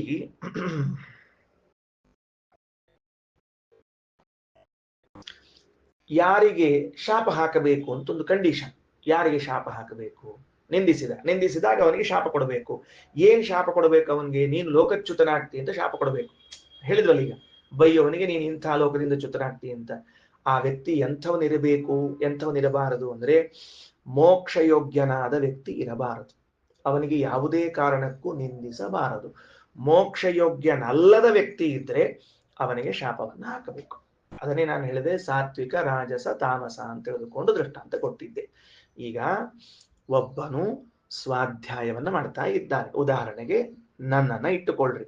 ನಾನು ಸಂಹಿತಾ ಪಾಠ, ಪದಪಾಠ, ಕ್ರಮಪಾಠವನ್ನ ಮಾಡ್ತಾ ಕೂತಿದ್ದೇನೆ. ಒಬ್ಬ ನನಗೆ ಬೇಕಾದವನು, ಆತ್ಮೀಯನಾದ ಮಿತ್ರ, ನನ್ನ ಜೊತೆಗೆ ಅಧ್ಯಯನ ಮಾಡಿದವನೇ ಆಗಿದ್ದರು, ಅಂದ್ರೆ ಬೇರೆ ಅಧ್ಯಯನ ಮಾಡಿದವನು, ಅವನು ಬಂದು ಅದನ್ನೇ ಮಾತಾಡ್ಕೊಂಡು ಕೂತಿದ್ದೀಯೋ ನೋಡು, ತರ್ಕ, ವ್ಯಾಕರಣ, ವೇದಾಂತಗಳನ್ನು ಓದು ಎಷ್ಟು ಚೆನ್ನಾಗಿದೆ ಅಂತ ಅಂದ್ರೆ ಅವನನ್ನು ನಿಂದಿಸಬೇಡ್ರಿ. ಯಾಕೆಂದ್ರೆ ಆತ ಮೋಕ್ಷಯೋಗ್ಯನಾದ ಚೇತನ. ಒಂದು ವೇಳೆ ನೀವೇನಾದರೂ ಆ ವ್ಯಕ್ತಿಗೆ, ಮೋಕ್ಷಯೋಗ್ಯನಾದ ಚೇತನನಿಗೆ, ನಿನಗೆ ಭೂಲೋಕವೂ ಸಿಗದೆ ಹೋಗಲಿ, ಅಂತರಿಕ್ಷವೂ ಸಿಗದೆ ಹೋಗಲಿ ಅಂತ ಶಪಿಸಿದರೆ, ಅಥವಾ ಅಂತರಿಕ್ಷ ಲೋಕ, ಸ್ವರ್ಗಲೋಕಗಳು ಸಿಗದೇ ಹೋಗಲಿ ಅಂದ್ರೆ, ಅಥವಾ 3 ಲೋಕಗಳು ಸಿಗದೇ ಹೋಗಲಿ ಅಂತಂದ್ರೆ, ಮೋಕ್ಷಯೋಗ್ಯನಾದ ವ್ಯಕ್ತಿಗೆ ನಿಂದಿಸಿದ ಪಾಪಕ್ಕೆ ನೀವು ಗುರಿಯಾಗ್ತೀರಿ. ಅನಬೇಡ್ರಿ, ನೀವು ಆ ಯೋಗ್ಯತೆ ಮಾಡ್ಬಿಟ್ರಿ. ಅವ ಮೋಕ್ಷಯೋಗ್ಯನಿದ್ದ, ನೀವ್ಯಾಕಂತೀರಿ? ಅಲ್ರಿ, ಮತ್ತೆ ಅವನಿಗೇನ್ ಮಾಡ್ಬೇಕು ನಾವು ಉಪಾಯ ಹೇಳ್ತೀವಿ. ಸಾತ್ವಿಕನಾದವನು ನಿಮಗೆ ನಿಂದಿಸಿದಾಗ ಏನು ಮಾಡಬೇಕು ಅನ್ನೋ ಉಪಾಯವನ್ನ ಇವತ್ತಿನ ಖಂಡದ ಕೊನೆಯಲ್ಲಿ ಹೇಳ್ತೀವಿ. ಆದರೆ ಇಲ್ಲಿ ಬ್ರಾಹ್ಮಣನಿಗೆ ನಿಂದಿಸಬಾರದು ಒಂದು ಶಬ್ದ ಇದೆ. ಬ್ರಾಹ್ಮಣ ಅನ್ನೋ ಶಬ್ದಕ್ಕೆ ಜನಿವಾರ ಹಾಕೊಂಡೋ ಬ್ರಾಹ್ಮಣ ಅಂತ ಅರ್ಥ ಅಲ್ಲದಕ್ಕ ಮೋಕ್ಷಯೋಗ್ಯನಾದ ಚೇತನ ಏನಿದ್ದಾನೋ ಅವನನ್ನ ನಿಂದಿಸಬೇಡ್ರಿ. ಶ್ಲೋಕ ನೋಡ್ರಿ, ಗಚ್ಚಸ್ಸಿ ಅಧ ಇತಿ ಬ್ರೂಯಾತ್. ನೋಡು, ಅಧಃಪತನ ಹೊಂದುತ್ತೀಯ ಅಂತ ಹೇಳ್ರಿ. ಅನ್ಯಂ ಬ್ರಾಹ್ಮಣತಸ್ತತ, ಬ್ರಾಹ್ಮಣನಿಂದ ಭಿನ್ನನಾದವನಿಗೆ. ಬ್ರಾಹ್ಮಣನಿಂದ ಭಿನ್ನನಾದವನಂದ್ರೆ ಬ್ರಾಹ್ಮಣರ ಜಾತಿಯೊಳಗೆ ಹುಟ್ಟಿದವನು ಅಂತ ಅರ್ಥೇನೋ ಅಲ್ಲ. ಬ್ರಹ್ಮ ಪ್ರಾಪ್ತೇರ್ಹಿ ಯೋಗ್ಯೋಯೋ ಬ್ರಾಹ್ಮಣ, ಬ್ರಹ್ಮ ಪ್ರಾಪ್ತಿಗೆ ಯೋಗ್ಯನಾದವನು, ಮುಕ್ತಿ ಯೋಗ್ಯನಾದವನನ್ನೇ ಇಲ್ಲಿ ಬ್ರಾಹ್ಮಣ ಅಂತ ಕರೀತಿದ್ದಾರೆ. ಸ ನಚ ಈ ತರಹ ಬ್ರಾಹ್ಮಣ ಕುಲದಲ್ಲಿ ಹುಟ್ಟಿದವನಲ್ಲ, ಬ್ರಾಹ್ಮಣ ಕುಲದಲ್ಲಿ ಹುಟ್ಟಿದವನಲ್ಲ. ಬೇರೆಯವರು ವೈಶ್ಯರು ಕ್ಷತ್ರಿಯರು ಅಲ್ಲ, ಹಂಗೆ ಹೇಳ್ತಿಲ್ಲ ನಾವು. ಅವನು ವೈಶ್ಯರೂ ಇರಬಹುದು, ಶೂದ್ರನೂ ಇರಬಹುದು, ಏನ್ ಬೇಕಾದವರು ಇರಬಹುದು. ಅವರು ಯಾರು ಮುಕ್ತಿ ಯೋಗ್ಯರಾಗಿದ್ದರೆ ಅವರಿಗೆ ನಿಲ್ಲಿಸಬೇಡ್ರಿ. ಈಗ ಉದಾಹರಣೆಗೆ ನಾರದರು ದಾಸಿಪುತ್ರನಾಗಿ ಹುಟ್ಟಿ ಬಂದಿದ್ದಾರೆ, ದೊಡ್ಡ ಯೋಗ್ಯತಾ ಇದ್ದವರು. ಒಂದು ವೇಳೆ ಅವರು ಅನ್ನೋದಿಲ್ಲ, ಸರ್ವಾತ್ಮನ ಹಾಗೆ ತಿಳಿಬೇಡಿ, ದಾಸಿಪುತ್ರನಾಗಿ ಬಂದಿದ್ದಾರೆ. ಅಂಥವರಿಗೆ ನೀವು ಬ್ರಾಹ್ಮಣನಿಗೆ ಇತರರಿಗೆ ಅಂತಂದು ಕೂಡ ಅವನಿಗೆ ಬೈಯುವುದು ಅಂತ ಅರ್ಥ ಮಾಡಿದರೆ ಅಲ್ಲ, ಮುಕ್ತಿಯೋಗ್ಯನಾದ ಚೇತನ ಯಾರು ಅಲ್ಲವೋ ಅವನಿಗೆ ಅಂತ ಅರ್ಥ. ಓಕೆನಾ? ಸರಿ, ಮುಗಿದು ಹೋತು. ಈಗ ಮುಂದೆ ಹೋಗೋಣ ಬರ್ರಿ. ಇನ್ನ ನಿರ್ಭುಜ, ನಿರ್ಭುಜ ಅಂದ್ರೆ ಸಂಹಿತ ಅಂತಂದ್ರಿ. ಅದ ಹೆಂಗ ಅಂದ್ರ ಭಂಜನ ವರ್ಜಿತತ್ವಾತ್ ನಿರ್ಭುಜಂ ಸಂಹಿತಾ. ಎಲ್ಲಿ ಸಂಧಿಯನ್ನ ಮಾಡಿ ಹೇಳುವುದಿಲ್ಲವೋ ಅದು ನಿರ್ಭುಜ. ಗೊತ್ತಾಯ್ತಾ? ಭಂಜನ ವರ್ಜಿತತ್ವಾತ್, ಭಂಜನ ಅಂದ್ರೆ ಪಾರ್ಟ್ ಮಾಡೋದು, ತುಂಡು ತುಂಡು ಮಾಡೋದು. ತುಂಡು ಮಾಡುವುದು ಎಲ್ಲಿ ವರ್ಜಿತವಾಗಿದೆಯೋ ಅದನ್ನು ನಿರ್ಭುಜ ಅಂತ ಕರೀತಾರೆ. ಅದಕ್ಕೆ ಅರ್ಥ ಸಂಹಿತ ಅಂತ ಅರ್ಥ. ಸರಿ ಆಯ್ತಾ? ಸರಿ ಆಯ್ತಾ? ಭಂಜನ ವರ್ಜಿತತ್ವಾತ್ ನಿರ್ಭುಜಂ ಸಂಹಿತ. ಇನ್ನ ತೃಣಚ್ಛೇದನ ಇತಿ ಧಾತೋಹೋ ಪ್ರತೃಣ್ಣಂ ಪ್ರದಂ. ಪ್ರತೃಣ್ಣಂ ಅನ್ನೋ ಶಬ್ದಕ್ಕೆ ತೃಣಧಾತುವನ್ನು ಹೇಳ್ತಾರೆ ಶ್ರೀಮದಾಚಾರ್ಯರು. ತೃಣಛೇದನೆ ಅಂತ ಧಾತು ಅದ. ತೃಣಚ್ಛೇದನ ಅಂದ್ರೆ ಈ ಹುಲ್ಲಿರ್ತದ ನೋಡ್ರಿ, ಅದನ್ನ ಕಿತ್ತಿರಲಿ ನೀವು, ಹುಲ್ ಕಿತ್ತೋದು ಅಂತ. ಹಂಗ ತೃಣಚ್ಛೇದನ ಅದು. ತೃಣ ಅನ್ನೋ ಶಬ್ದಕ್ಕೆ ಕತ್ತರಿಸುವಂತ ಅರ್ಥ. ಪ್ರತೃಣ್ಣಂ ಅಂದ್ರೆ ಚಂದಾಗಿ ಬಿಡಿಸಿದ್ದು ಅಂದ್ರೆ ಪದಪಾಠ. ಪದಪಾಠ, ಆ ಪದ ಪ್ರತೃಣ್ಣಂ ಅಂತ ಪದ. ಉಭಯಮಂತರೇಣ ಅನ್ನೋ ಶಬ್ದಕ್ಕೆ ಕ್ರಮ ಅಂತ ಅರ್ಥ. ಯಾಕ? ಉಭಯಂ ಎರಡನ್ನು, ಸಂಧಿ ವಿಸಂಧಿಗಳನ್ನ ಅಂತರ ಒಳಗೊಂಡಿರುವಂತಹದ್ದು ಯಾವುದೋ ಅದು ಕ್ರಮ. ಇನ್ನು ನಿರ್ಭುಜ ಪ್ರವಾದ ಅನ್ನೋ ಶಬ್ದಕ್ಕೆ ಅರ್ಥ ಬರೀತಾರೆ. ನಿರ್ಭುಜ ಮೂಲತ್ವಾತ್ ಪದಾದೀನಾಂ ತದ್ವಿಷಯ ಪ್ರವಾದ ಅಪಿ ನಿರ್ಭುಜ ಪ್ರವಾದ ಇತ್ತೇವ ಉಚ್ಯಂತೆ. ಅಲ್ರಿ, ನಿರ್ಭುಜ ಅನ್ನೋ ಶಬ್ದಕ್ಕೆ ಸಂಹಿತ ಅಂತ ಅರ್ಥ ಹೇಳಿದ್ದೀರಿ.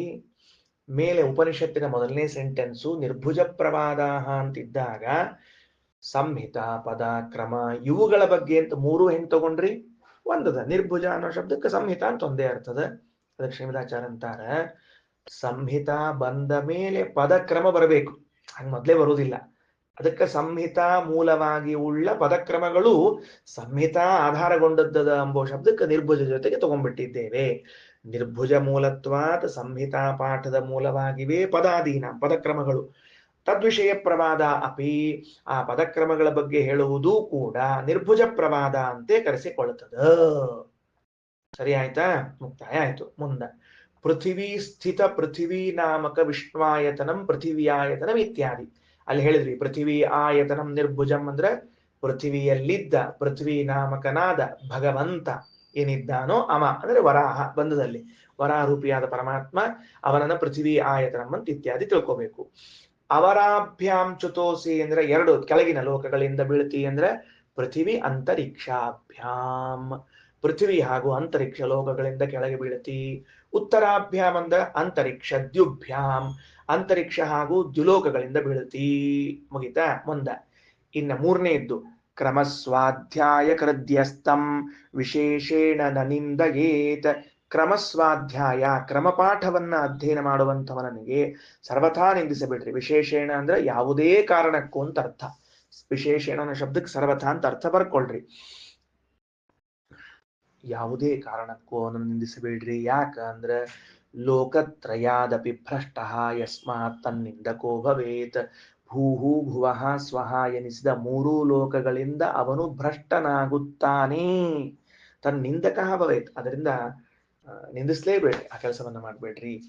ತಸ್ಮಾತ್ ಅತಿದುಷ್ಟತ್ವಾತ್ ತನ್ನಿಂದಕೋ ನಾಸ್ತೇವ ಇತ್ಯುಕ್ತಂ ತಸ್ಯ ನಾಸ್ತ್ಯುಪವಾದ ಇತಿ.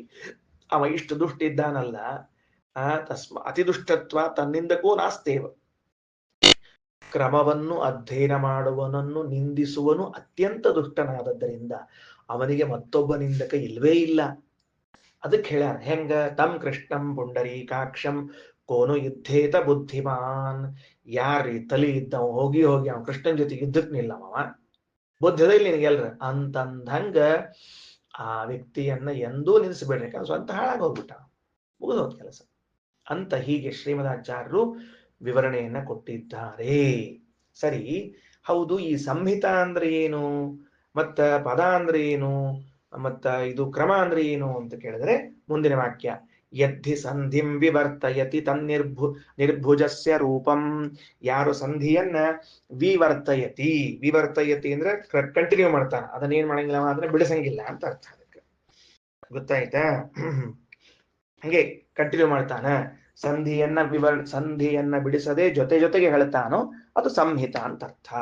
ಸರಿ ಆಯ್ತಾ? ಯತ್ ಹಿ ಯಾವುದು ಸಂಧಿಂ ವಿವರ್ತಯತಿ, ಸಂಧಿಯನ್ನ ಕಂಟಿನ್ಯೂ ಮಾಡ್ತದೋ ನಿರ್ಭುಜಸ್ಯ ರೂಪಂ, ಅದನ್ನು ಸಂಹಿತಾ ಪಾಠ ಎನ್ನಬೇಕು.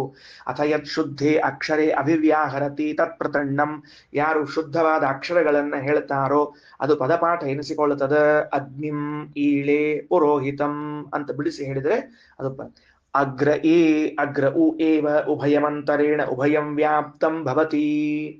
ಇನ್ನ ಕ್ರಮ ಇದೆಯಲ್ಲ ಅದು ಅಗ್ರ ಉ ಏವ ಶ್ರೇಷ್ಠ. ಯಾಕೆ?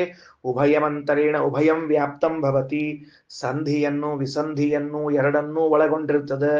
ಆ ಪಾಠ ಎರಡರಲ್ಲೂ ಕೈ ಚಾಚಿಕೊಂಡಿರ್ತದೆ ತನ್ನನ್ನ. ಅದರಿಂದ ಅದು ಶ್ರೇಷ್ಠ, ಕ್ರಮಪಾಠ ಇನ್ನೂ ಶ್ರೇಷ್ಠ. ಸರಿ ಆಯ್ತಾ? ಹಾ, ಯಾವ್ದು ಅಧ್ಯಯನ ಮಾಡ್ಬೇಕ್ರಿ ಇದ್ರೊಳಗೆ? ಮೂರೊಳಗೆ ಯಾವ್ದು ಚಂದದ್ರಿ ಆಚಾರ? ದಯಮಾಡಿ ಹೇಳ್ಬಿಡ್ರಿ. ನಾವು ಸಂಹಿತಾ ಪಾಠ ಅಧ್ಯಯನ ಮಾಡಿದ್ರೆ ಚಲೋನೋ, ಎನ್ ಕೆ ಅವರ ಏನ್ ಪದಪಾಠ ಅಧ್ಯಯನ ಮಾಡಿ ಚಲೋನೋ, ಕ್ರಮಪಾಠ ಚಲೋನೋ? ಯಾಕಂದ್ರೆ ಮೂರಕ್ಕೂ ಭಾರಿ ಭಾರಿ ಹೇಳ್ಬಿಟ್ರಿ ನೀವು. ಅಂದ್ರೆ ಅನ್ನಾದ್ಯ ಕಾಮೋ ನಿರ್ಭುಜಂ ಬ್ರೂಯಾತ್, ಸ್ವರ್ಗ ಕಾಮ ಪ್ರತೃಣ್ಣಂ, ಉಭಯ ಕಾಮ ಉಭಯವಂತರೇಣ. ಎಷ್ಟ್ ಚಂದ ನೋಡ್ರಿ. ಏನದ? ಖಂಡ ಮುಗಿಯೋ ತನಕನೂ ನಿಮ್ ವಿಷಯಗಳು ಅಸ್ಪಷ್ಟ ಇರ್ತಾವ, ಖಂಡ ಮುಗಿದಾಗ ಸ್ಪಷ್ಟ ಆಗ್ತಾವ. ಯಾವಾಗ್ಲೂ ಹಂಗೆ, ಅದು ಒಂದು ಪೂರ್ಣ ಅಧ್ಯಯನ ಮುಗಿಯೋ ತನಕ ಹಂಗಾಗ್ತಿರ್ತದೆ. ಅನ್ನಾದ್ಯ ಕಾಮ ನಿರ್ಭುಜಂ ಬ್ರೂಯಾತ್, ಯಾರು ಸಂಹಿತಾ ಅಧ್ಯಯನವನ್ನ ಮಾಡ್ತಾನೋ ಅವನು ಐಹಿಕವಾದ ಎಲ್ಲಾ ಸುಖಗಳನ್ನ ಪಡಿತಾನ. ಇಲ್ಲೇನ್ ಸುಖ ಬೇಕೋ ಅಷ್ಟು ಸಿಕ್ಬಿಡ್ತದೆ ಸಂಹಿತಾ ಅಧ್ಯಯನ ಮಾಡುವನಿಗೆ. ಎಲ್ಲ ಅನ್ನಾದ್ಯ ಕಾಮ, ಅನ್ನಾದ್ಯ ಕಾಮ, ಅನ್ನ ಮೊದಲಾದವುಗಳನ್ನ ಕಾಮಿಸುವಂಥವನು ನಿರ್ಭುಜಂ ಬ್ರೂಯಾತ್. ಸ್ವರ್ಗಾದ್ಯ ಕಾಮ ಪ್ರತೃಣ್ಣಂ, ಸ್ವರ್ಗ ಪಾರಲೌಕಿಕವಾದದ್ದು ಬೇಕು ಅಂತಾದ್ರೆ ಪದಪಾಠವನ್ನ ಮಾಡಬೇಕು. ಉಭಯ ಕಾಮ ಉಭಯ ಮಂತರೇಣ, ಕ್ರಮವಧ್ಯಯನ ಮಾಡುವಂಥವನಿಗೆ ಐಹಿಕ ಮತ್ತು ಪಾರತ್ರಿಕ ಎರಡೂ ಸುಖ ಇದೆ. ಏನ್ ಚಂದದ ನೋಡ್ರಿ, ಏನ್ ಚಂದದ. ಸಂಹಿತಾ ಇಸ್ ಈಕ್ವಲ್ ಟು ಐಹಿಕ ಸುಖ, ಪದ ಇಸ್ ಈಕ್ವಲ್ ಟು ಪಾರತ್ರಿಕ, ಕ್ರಮ ಇಸ್ ಈಕ್ವಲ್ ಟು ಐಹಿಕ ಪಾರತ್ರಿಕ. ಸರಿ ಆಯ್ತಾ? ಬರ್ಕೊಳ್ಳಿಗತ್ತೆ ಕಾಣಿಸ್ತದೆ. ಅನ್ನಾದ್ಯ ಕಾಮ, ಅನ್ನ ಆದ್ಯ ಕಾಮ, ಅನ್ನವೇ ಮೊದಲಾದವುಗಳು ಅಥವಾ ಅನ್ನವನ್ನ ತಿನ್ನಬೇಕು, ಹೊಟ್ಟೆ ತುಂಬ ಆಹಾರ ಸಿಗಬೇಕು ಅನ್ನೋನು ನಿರ್ಭುಜಂ ಬ್ರೂಯಾತ್, ಆ ಸಂಹಿತಾ ಅಧ್ಯಯನವನ್ನ ಮಾಡಲಿ. ಸ್ವರ್ಗ ಕಾಮ ಪ್ರತೃಣ್ಣಂ, ಪದಪಾಠವನ್ನ ಮಾಡುವನು ಸ್ವರ್ಗ ಕಾಮನಾಗ್ತಾನೆ. ಉಭಯ ಕಾಮ ಐಹಿಕ ಪಾರತ್ರಿಕವಾದ ಸುಖ ಬೇಕು ಅನ್ನೋನು ಕ್ರಮಪಾಠವನ್ನ ಮಾಡ್ತಾನೆ. ಸರಿ, ಅಲ್ಲ ಈಗ ಆ ಬೈದವನಿಗೆ ಶಾಪ ಯಾಕೆ ಕೊಡ್ಬೇಕು ನೀವು? ಪ್ರಶ್ನೆ. ಈಗ ಅಲ್ಪ ಅವ ಪಾಡಿ ಏನ್ ಅನ್ಕೊಂಡ್ ಕೂತೀಯೋ ಅಂತ ಇಷ್ಟ ಅಂದ್ಕೊಳ್ಳೆ ಬೈದ್ಬಿಡ್ದೆ, ನೀವೇನ್ ಅವ್ನು ಶಾಪ ಕೊಟ್ಬಿಡ್ದೆ ನಮ್ಗ? ಅದಕ್ಕಲ್ಲ ಅಂತಾರೆ ಶೂರವೀರ ಮಾಂಡುಕ್ಯ ಅಲ್ಲಪ್ಪಿ. ಅಥ ಯೇದ್ದೇನಂ ನಿರ್ಭುಜಂ ಬ್ರುವಂತಂ ಪರಹ ಉಪವದೇತ ಪೃಥಿವೀ.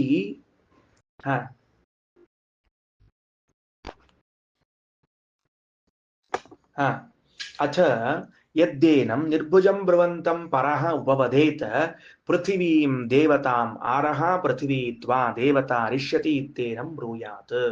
ನೋಡು, ನಾನು ಅಧ್ಯಯನ ಮಾಡ್ತಾ ಕೂತಿದ್ದು ಸಂಹಿತಾ ಪಾಠವನ್ನು. ನಾನು ಅಧ್ಯಯನ ಮಾಡುವ ಸಂಹಿತಾ ಪಾಠಕ್ಕೆ ನೀನು ನಿಂದಿಸುವುದಾದರೆ ಅದರ ದೇವತೆಯಾದ ವರಾಹನನ್ನ ನಿಂದಿಸಿದಂತೆ, ನನ್ನನ್ನು ನಿಂದಿಸಿದಂತೆ ಅಲ್ಲ. ನೀನು ನಾನು ಅಧ್ಯಯನ ಮಾಡ್ತಾ ಇರೋದು ಪದಪಾಠ. ಆ ಪದಪಾಠಕ್ಕೆ ನಿಂದಿಸುವುದು, ನೀನು ನನ್ನನ್ನು ನಿಂದಿಸುವುದು ಅಂದ್ರೆ ಅದಕ್ಕೆ ದೇವತೆಯಾದ ವಾಮನನ್ನು ನಿಂದಿಸುವುದು.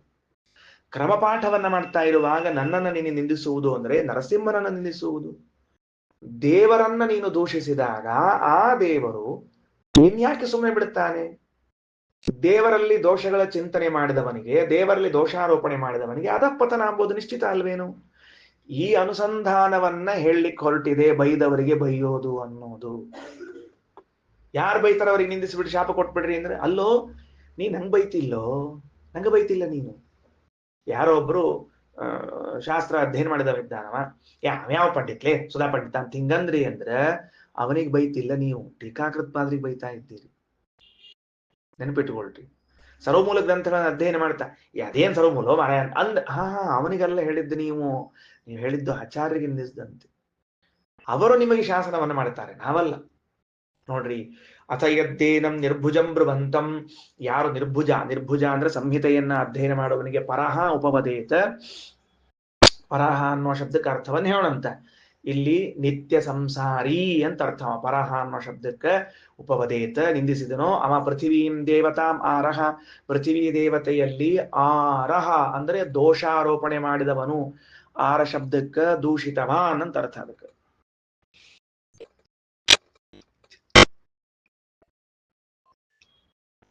ಏನ ಶ್ರೀಮದಾಚಾರ್ಯರ ವ್ಯಾಖ್ಯಾನವೇ ಭಾರಿ ಅದ್ಭುತ. ಆರ ಅನ್ನೋ ಶಬ್ದಕ್ಕೆ ದೋಷವುಳ್ಳವನು, ದೋಷಾರೋಪಣ ಮಾಡಿದವನು ಅಂತ ಬರೀತಾರೆ ಶ್ರೀಮದಾಚಾರ್ಯ. ಪೃಥ್ವೀತ್ವಾ ದೇವತಾರಿಷ್ಯತೀತ್ತೇನಂ ಬ್ರೂಯಾತ್, ಆ ಪೃಥ್ವಿ ದೇವತಾ ನಿನ್ನ ನೋಡ್ಕೋತದ, ನಿನ್ನ ತೆಳಗ್ ಹಾಕ್ತದ ನಿನ್ನ ಅಂತ ಹೇಳಬೇಕು. ಅಂದ್ರೆ ವರಾಹದೇವರು ನಿನ್ನನ್ನ ಪೃಥಿವಿ ಹಾಗೂ ಅಂತರಿಕ್ಷಗಳಿಂದ ಕೆಳಗೆ ಬೀಳಿಸ್ತಾರ. ಅಥ ಯದ್ದೇನಂ ಉಭಯಮಂತರೇ ಅಥ ಯದ್ದೇನಂ ಪ್ರತೃಣ್ಣಂ ಬೃವಂತಂ ಪರ ಉಪವದೇತ್ ದಿವಂ ದೇವತಾಮಾರೋದ್ಯೌಸ್ತಾ ದೇವತಾರಿಷ್ಯತಿ ಇತ್ತೇನಂ ಬ್ರೂಯಾತ್. ಪದಪಾಠವನ್ನ ಮಾಡುವ ವ್ಯಕ್ತಿಯನ್ನ ಪರಹ ಉಪವದೇತ್, ಅವ ಬಂದು ನಿಂದಿಸಿದರೆ ಆ ದೇವತಾ, ಯಾರು ಪದಪಾಠದ ದೇವತೆ ಇದ್ದಾನೆ, ದ್ವಿಲೋಕದ ದೇವತೆ ಇದ್ದಾನೆ ವಾಮನ, ಅವನು ನಿನ್ನನ್ನು ಕೆಳಗೆ ಹಾಕ್ತಾನ, ನಾಶ ಮಾಡಿ ಹಾಕ್ತಾನ. ಅಥ ಯದ್ದೇನ ಉಭಯಮಂತರೇಣ ಬ್ರುವಂತಂ ಪರ ಉಪವದೇದಂತರಿಕ್ಷಂ ದೇವತಾಮಾರೋ ಅಂತರಿಕ್ಷಂ ದೇವತಾರಿಷ್ಯತಿ ಇತ್ತೇನಂ ಬ್ರೂಯಾತ್. ಕ್ರಮಪಾಠವನ್ನ ಅಧ್ಯಯನ ಮಾಡುವಂಥವನಿಗೆ ಬಂದು ನಿತ್ಯ ಸಂಸಾರಿ ಏನಾದರೂ ಬೈದರೇ ಅವನಿಗೇನಾಗಬೇಕು? ನೀನು ಮೂರೂ ಲೋಕಗಳಿಂದ ಚ್ಯುತನಾಗ್ತೀಯಾ. ಯಾಕೆ? ಕ್ರಮ ದೇವತೆಯಾದ ನರಸಿಂಹ ನಿನ್ನನ್ನು ನೋಡಿಕೊಳ್ತಾನೆ ಅಂತ ಹೇಳಬೇಕು. ಅರ್ಥ ಆಯ್ತಾ? ಸರಿ ಹೋತಾ? ವಿಷಯ ತಿಳಿತಾ? ಸಾಮಾನ್ಯವಾಗಿ ವಿಷಯ ಒಂದೇ. ಅಧ್ಯಯನ ಮಾಡುವನನ್ನು ನಿಂದಿಸಿದರೆ ಅವನ ನಿಂದನ ಅಲ್ಲ, ಆ ಅಧ್ಯಯನಕ್ಕೆ ದೇವತೆಗಳು ಯಾರಿದ್ದಾರೋ ಆ ಭಗವದ್ ರೂಪಗಳ ನಿಂದನ. ಇನ್ನ ಯಥಾತು ಕಥಾಚು ಬ್ರುವನ್ವಾ ಬ್ರುವಂತಂ ವಾ ಬ್ರೂಯಾತ್ ಅಭ್ಯಾಸಮೇವ ಯತ್ತಥಾ ಸ್ಯಾತ್.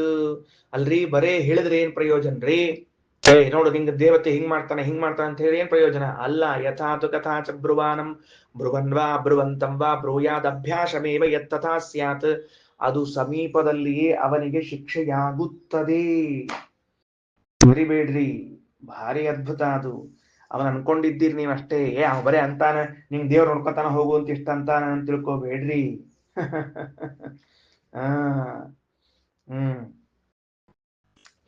ಈ ಯಾರು ಅಧ್ಯಯನವನ್ನ ಮಾಡ್ತಿದ್ದಾನೋ ಅವನನ್ನು ಅಧ್ಯಯನದಕ್ಕೋಸ್ಕರ ನಿಂದನೆ ಮಾಡಿದ್ದಾಗಲಿ, ಯಥಾತು ಕಥಾಚ ಬ್ರುವನ್ವಾ ಅಬ್ರುವಂತಂಬ, ಇದನ್ನ ನಿಂದನ ಮಾಡೋದಾಗ್ಲಿ ಅಥವಾ ಇದನ್ನ ಬಿಟ್ಟು ಬೇರೆ ರೀತಿಯಿಂದ ನಿಂದನ ಮಾಡುವುದಾಗ್ಲಿ ಮಾಡಿದರೆ ಅಭ್ಯಾಸಮೇವ, ಹತ್ತಿರದಲ್ಲಿಯೇನೆ ಯತ್ತಥಾ ಸ್ಯಾತ್, ಅದು ಸತ್ಯವೇ ಆಗ್ತದೆ, ಬೇಗನೆ ಆ ಫಲ ಸಿಗುತ್ತದೆ. ಬರೇ ಅಂದಿಲ್ಲ ಅವ.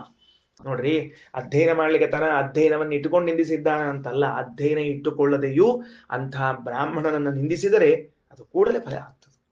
ಅದಕ್ಕೆ ಒಟ್ಟಾರೆ ಅಂತಹ ಅಧ್ಯಯನ ಮಾಡುವನ್ನು ನಿಂದಿಸಬೇಡ್ರಿ. ಓಕೆ, ಮುಂದೆ ಹೋಗ್ಬರ್ರಿ. ನೆಕ್ಸ್ಟ್, ಉಪವದೇದಿತ್ಯುಕ್ತ ಮನುಷ್ಯ ಮಾತ್ರ. ಇಲ್ಲಿ ಮನುಷ್ಯ ಮಾತ್ರ ಅಂದ್ರೆ ನಿತ್ಯ ಸಂಸಾರಿ. ಪರ ಉಪವದೇದಿತ್ಯಸುರ ಸರ್ವಶತ್ರುತ್ವಾತ್. ಪರಹ ಉಪವದೇತ್ ಅನ್ನುವಲ್ಲಿ ಅಸುರನ ತಗೋಬೇಕು. ಯಾಕ? ಸರ್ವಶತ್ರುವಾದದ್ದರಿಂದ. ತಗೊಳ್ರಿ. ಅಮುಕ್ತಿಯೋಗ್ಯೈಸ್ತು ನರೈಹಿ ವಿದುಷಾಂ ನಿಂದನೆ ಕೃತೆ. ಮುಕ್ತಿಯೋಗ್ಯರಲ್ಲದವರು ಮನುಷ್ಯರು, ಅವರು ಜ್ಞಾನಿಗಳ ನಿಂದನೆಯನ್ನ ಮಾಡಿದರೆ ಬ್ರೂಯಾತ್ ಲೋಕಚ್ಯುತೋಸೀತಿ, ನಿನಗೆ ಲೋಕಗಳು ಚ್ಯುತವಾದವು, ನೀನು ಲೋಕದಿಂದ ಕೆಳಗೆ ಬಿದ್ದಿ ಅಂತ ಹೇಳಬೇಕು. ಈಗ ನೋಡ್ಕೊಳ್ರಿ, ಸ್ವಲ್ಪ ಪುಸ್ತಕ ಬಿಟ್ಟು ಮಸ್ತಕ ಎತ್ತಿ ನನ್ನ ಕಡೆಗೆ ನೋಡ್ರಿ. ಸಾತ್ವಿಕರಾದ, ರಾಜಸರಾದ, ತಾಮಸರಾದ 3 ಜನರು ಇದ್ದಾರೆ. ಸಾತ್ವಿಕರ ಬಗ್ಗೆ ಆಮೇಲೆ ಮಾತಾಡ್ತೇವೆ. ರಾಜಸರು ತಾಮಸರ ಬಗ್ಗೆ ಮಾತಾಡ್ತಾರೆ. ರಾಜಸರು ನಿತ್ಯ ಸಂಸಾರಿಗಳು. ಒಬ್ಬ ನಿತ್ಯ ಸಂಸಾರಿಯಾಗಿರುವಂತಹ ವ್ಯಕ್ತಿ ರಾಜಸ, ಅವನಿಗೆ ನಾನು ಮನುಷ್ಯ ಅಂತ ಹೆಸರು ಕೊಡ್ತೇನೆ. ನಮಗೆ ತಿಳಿಲಿಕ್ಕೆ, ಮನುಷ್ಯನಾದವನು = ನಿತ್ಯ ಸಂಸಾರಿಯಾದವನು. ನನಗೆ ಅಧ್ಯಯನವನ್ನ ನಿಮಿತ್ತ ಮಾಡಿಕೊಂಡು ನಿಂದಿಸಿದರೆ ಅಥವಾ ಅಧ್ಯಯನವನ್ನ ನಿಮಿತ್ತ ಮಾಡಿಕೊಳ್ಳದೆ ಬೇರೆ ರೀತಿಯಿಂದ ನಿಂದಿಸಿದರೆ ಅವನಿಗೇನ್ ಶಿಕ್ಷೆಯಾಗ್ತದೆ ಅಂತಂದ್ರೆ, ಅವನು ನಿಂದಿಸದ್ದು ಆಯಾ ಭಾಗದ ಭಗವದ್ ರೂಪಗಳನ್ನ ಅವನನ್ನ ದೋಷಿ ಅಂತ ಹೇಳಿದಂತೆ ಆಯಿತು. ಅದರ ಫಲವಾಗಿ 2 ಲೋಕಗಳಿಂದ ಚ್ಯುತನಾಗ್ತಾನೆ, 3 ಲೋಕಗಳಿಂದ ಚ್ಯುತನಾಗ್ತಾನೆ. ಯಾರಿವ? ನಿತ್ಯ ಸಂಸಾರಿ ಆಗಿದ್ದರೆ. ತಮೋಯೋಗ್ಯನೇ ಆಗಿದ್ದರೆ ಇಲ್ಲಿಂದ ಚ್ಯುತನಾಗಿ ನೇರವಾಗಿ ಅಂಧನ್ ತಮಸ್ಸಿಗೆ ಹೋಗ್ತಾನೆ. ಇಲ್ಲಿಂದ ಚ್ಯುತನಾಗಿ ನೇರವಾಗಿ ಅಂಧನ್ ತಮಸ್ಸಿಗೆ ಹೋಗ್ತಾನೆ. ಹಾಗಾದರೆ ನಮಗೆ ಅಂದವರಿಗೆ ನಾವು ಶಾಪವನ್ನ ಕೊಡಬೇಕಾ? ಕೊಡುವುದಕ್ಕೆ ನೀವೇ ಅವರಿಗೆ ಆಸ್ಪದ ಕೊಡ್ತಿದ್ದೀರಾ ಅಂತಂದ್ರೆ ಹೌದು. ಯಾಕೆ ಅಂದ್ರೆ ಒಬ್ಬನಿಗೆ ಅಂಥದ್ದಾದಾಗ ಉಳಿದವರು ಯಾರೂ ಕೂಡ ಆ ಸಾಹಸಕ್ಕೆ ಕೈ ಹಾಕುವುದಿಲ್ಲ. ಒಂದು ವೇಳೆ ಅಂಥವನಿಗೆ ನೀವು ಏನೂ ಮಾಡದೆ ಹೋದ್ರೆ, ನಮ್ಮ ಪಾಡಿಗೆ ನಾವು ಕೂತು ಬಿಟ್ರೆ ಉಳಿದವರೆಲ್ಲರೂ ಅವನ ತಲೆಯ ಮೇಲೆ ಮೆಣಸನ್ನ ಅರಿಯುತ್ತಾರೆ. ಇದಕ್ಕೊಂದು ದೃಷ್ಟಾಂತ ಕೊಡುತ್ತೇನೆ. ಏನು? ಸೌಭರಿ ಮಹರ್ಷಿಗಳು ಗರುಡನಿಗೆ ಶಾಪ ಕೊಟ್ರು. ಏನ್ ಶಾಪ ಕೊಟ್ರು ಗರುಡನಿಗೆ ಅಂದ್ರೆ, ನೋಡ, ಆನಂದ್ ಅವರ ಪ್ರಶ್ನೆಗೆ ಉತ್ತರ ಕೊಡ್ಲಿಕ್ಕೆ ಶಾಪ ಕೊಡುವುದನ್ನು ಪ್ರಮೋಟ್ ಮಾಡ್ಲಿಕ್ಕೆ ಏನು ಅಂದ್ರೆ ಹೌದು. ಸೌಭರಿ ಋಷಿಗಳು ತಮಗಿಂತಲೂ ಕಕ್ಷೆಯಲ್ಲಿ ಉತ್ತಮರಾದ ಗರುಡನಿಗೆ ನಿನ್ನ ಪ್ರಾಣವೇ ಹೊರಟು ಹೋಗಲಿ, ಈ ಯಮುನಾ ನದಿಗೆ ಇನ್ನೊಂದು ಬಾರಿ ಬಂದರೆ ಅಂತ ಹೇಳಿ ಶಾಪವನ್ನ ಕೊಟ್ರು. ಆ ಶಾಪವನ್ನ ಗರುಡ ಮೀರೋದು ಒಂದು ಕ್ಷಣದ ಕೆಲಸ, ಆದರೂ ಮೀರಲಿಲ್ಲ. ಯಾಕೆ ಅಂದ್ರೆ ಇವರನ್ನು ಇನ್ನುಳಿದವರು ಹಿಂಸಿಸಬಾರದು. ಇನ್ನುಳಿದವರು ಬಲಿಷ್ಠರಾದ ಕ್ಷತ್ರಿಯರು, ರಾಜರು, ಶ್ರೀಮಂತರು, ರಾಕ್ಷಸರು ಈ ಬ್ರಾಹ್ಮಣನನ್ನ ಹಿಂಸಿಸಬಾರದು. ಅದಕ್ಕೆ ನಾವೇನ್ ಮಾಡಬೇಕು? ಅವನಲ್ಲಿದ್ದ ತಾಕತ್ತಿನ ಪರಿಚಯ ಮಾಡಿಸ್ಬೇಕು ಲೋಕಕ್ಕೆ. ಅವನಲ್ಲಿದ್ದ ತಾಕತ್ತಿನ ಪರಿಚಯ ಮಾಡಿಸ್ಬೇಕಾದ್ರೆ ನಾನು ಶಾಪ ಸ್ವೀಕಾರ ಮಾಡಬೇಕು. ಮಾಡಿದಾಗ ಅವನ ತಂಟಿಗೆ ಹೋಗ್ಬೇಡೋ ಮಹಾರಾಯ, ಗರುಡನೇ ಬರ್ಲಿಲ್ಲ ಅವ್ರ ತಂಟೆಗೆ ಅಂತಾದಾಗ ಅವನು ನೆಮ್ಮದಿಯಿಂದ ಅಧ್ಯಯನ ಜಪ ಪಾರಾಯಣ ಮಾಡುತ್ತಾನೆ. ಅಲ್ರಿ, ಅವನ ಸ್ವಾರ್ಥಕ್ಕೆ ನಾವ್ಯಾಕೆ ಹಾಳಾಗ್ಬೇಕು ಅಂದ್ರೆ ಅದು ಅವನ ಸ್ವಾರ್ಥ ಅಲ್ಲ. ಅವ ಚತುಸ್ಸಾಗರ ಪರ್ಯಂತಂ ಗೋಬ್ರಾಹ್ಮಣೇಭ್ಯೋ ಶುಭಂ ಭವತು ನಿತ್ಯಂ ಅಂತ ಕೇಳಿಕೊಳ್ಳುವನವನು. ಪ್ರಭಾಕರ್ ಏನ್ ಕೇಳ್ಕೊತಿರ್ತಾನವ? ಗೋಬ್ರಾಹ್ಮಣೇಭ್ಯೋ ಶುಭವಸ್ತು ನಿತ್ಯಂ ಅಂತ. ಇಡೀ ಲೋಕದಲ್ಲಿದ್ದವರಿಗೆ ಕ್ಷೇಮವನ್ನ ಬಯಸುವಂಥವನ ಕ್ಷೇಮವನ್ನ ಬಯಸುವುದು ತಪ್ಪಲ್ಲ. ಆದ್ರಿಂದ ವೇದಗಳ ಅಧ್ಯಯನ ಮಾಡುವಂತಹ ವ್ಯಕ್ತಿಯ ತಂಟೆಗೆ ಹೋದರೆ, ನಿಂದಿಸಿದರೆ, ಶಾಪ ಕೊಟ್ರೆ ಅದರ ಅರ್ಥ ಅವನ ತಂಟೆಗೆ ಹೋಗಬೇಡ್ರಿ, ಯಾರು ಹೋದ್ರಿ ಅಂದ್ರೆ ಹಾಳಾಗಿ ಹೋಗ್ತೀರಿ ಅನ್ನುವುದನ್ನು ತಿಳಿಸುವುದಕ್ಕಾಗಿ ಈ ವ್ಯವಸ್ಥೆಯನ್ನು ಮಾಡಿದ್ದಾರೆ. ಇದು ಆ ಶಾಪದ ಪ್ರಸಂಗದ ರಹಸ್ಯ ಅಂತನ್ನುವುದು ನನ್ನ ಅಭಿಪ್ರಾಯ. ಇನ್ನ ಕೆಳಗೆ ತಾತ್ಪರ್ಯ ತಗೊಳ್ರಿ. ಏನಂತಾರೆ? ಬ್ರೂಯಾ ಲೋಕಚಿತೋಸೀತಿ ನಿಂದಿತೋ ಅಸುರ ಸರ್ಗಗೈಹಿ. ಇನ್ನೇನಾದ್ರೂ ಒಂದು ವೇಳೆ ಅಸುರರು, ಯಾರು ಅಸುರರು? ತಮೋಯೋಗ್ಯರು. ನಾಶಯಿಷ್ಯತಿ ವಿಷ್ಣುಸ್ತ್ವಾಂ ಅಂಧೇ ತಮಸಿ ಪಾತಯೇತ್. ನಿನ್ನನ್ನ ಭಗವಂತ ಅಂಧನ್ ತಮಸ್ಸಿ ಹಾಕಿ ನಾಶ ಮಾಡ್ತಾನೆ, ನೆನಪಿಟ್ಟುಕೋ ಅಂತ ಹೇಳ್ಬೇಕಂತ. ಇತಿ ಬ್ರೂಯಾತ್, ಹೀಗೆ ಹೇಳಬೇಕು.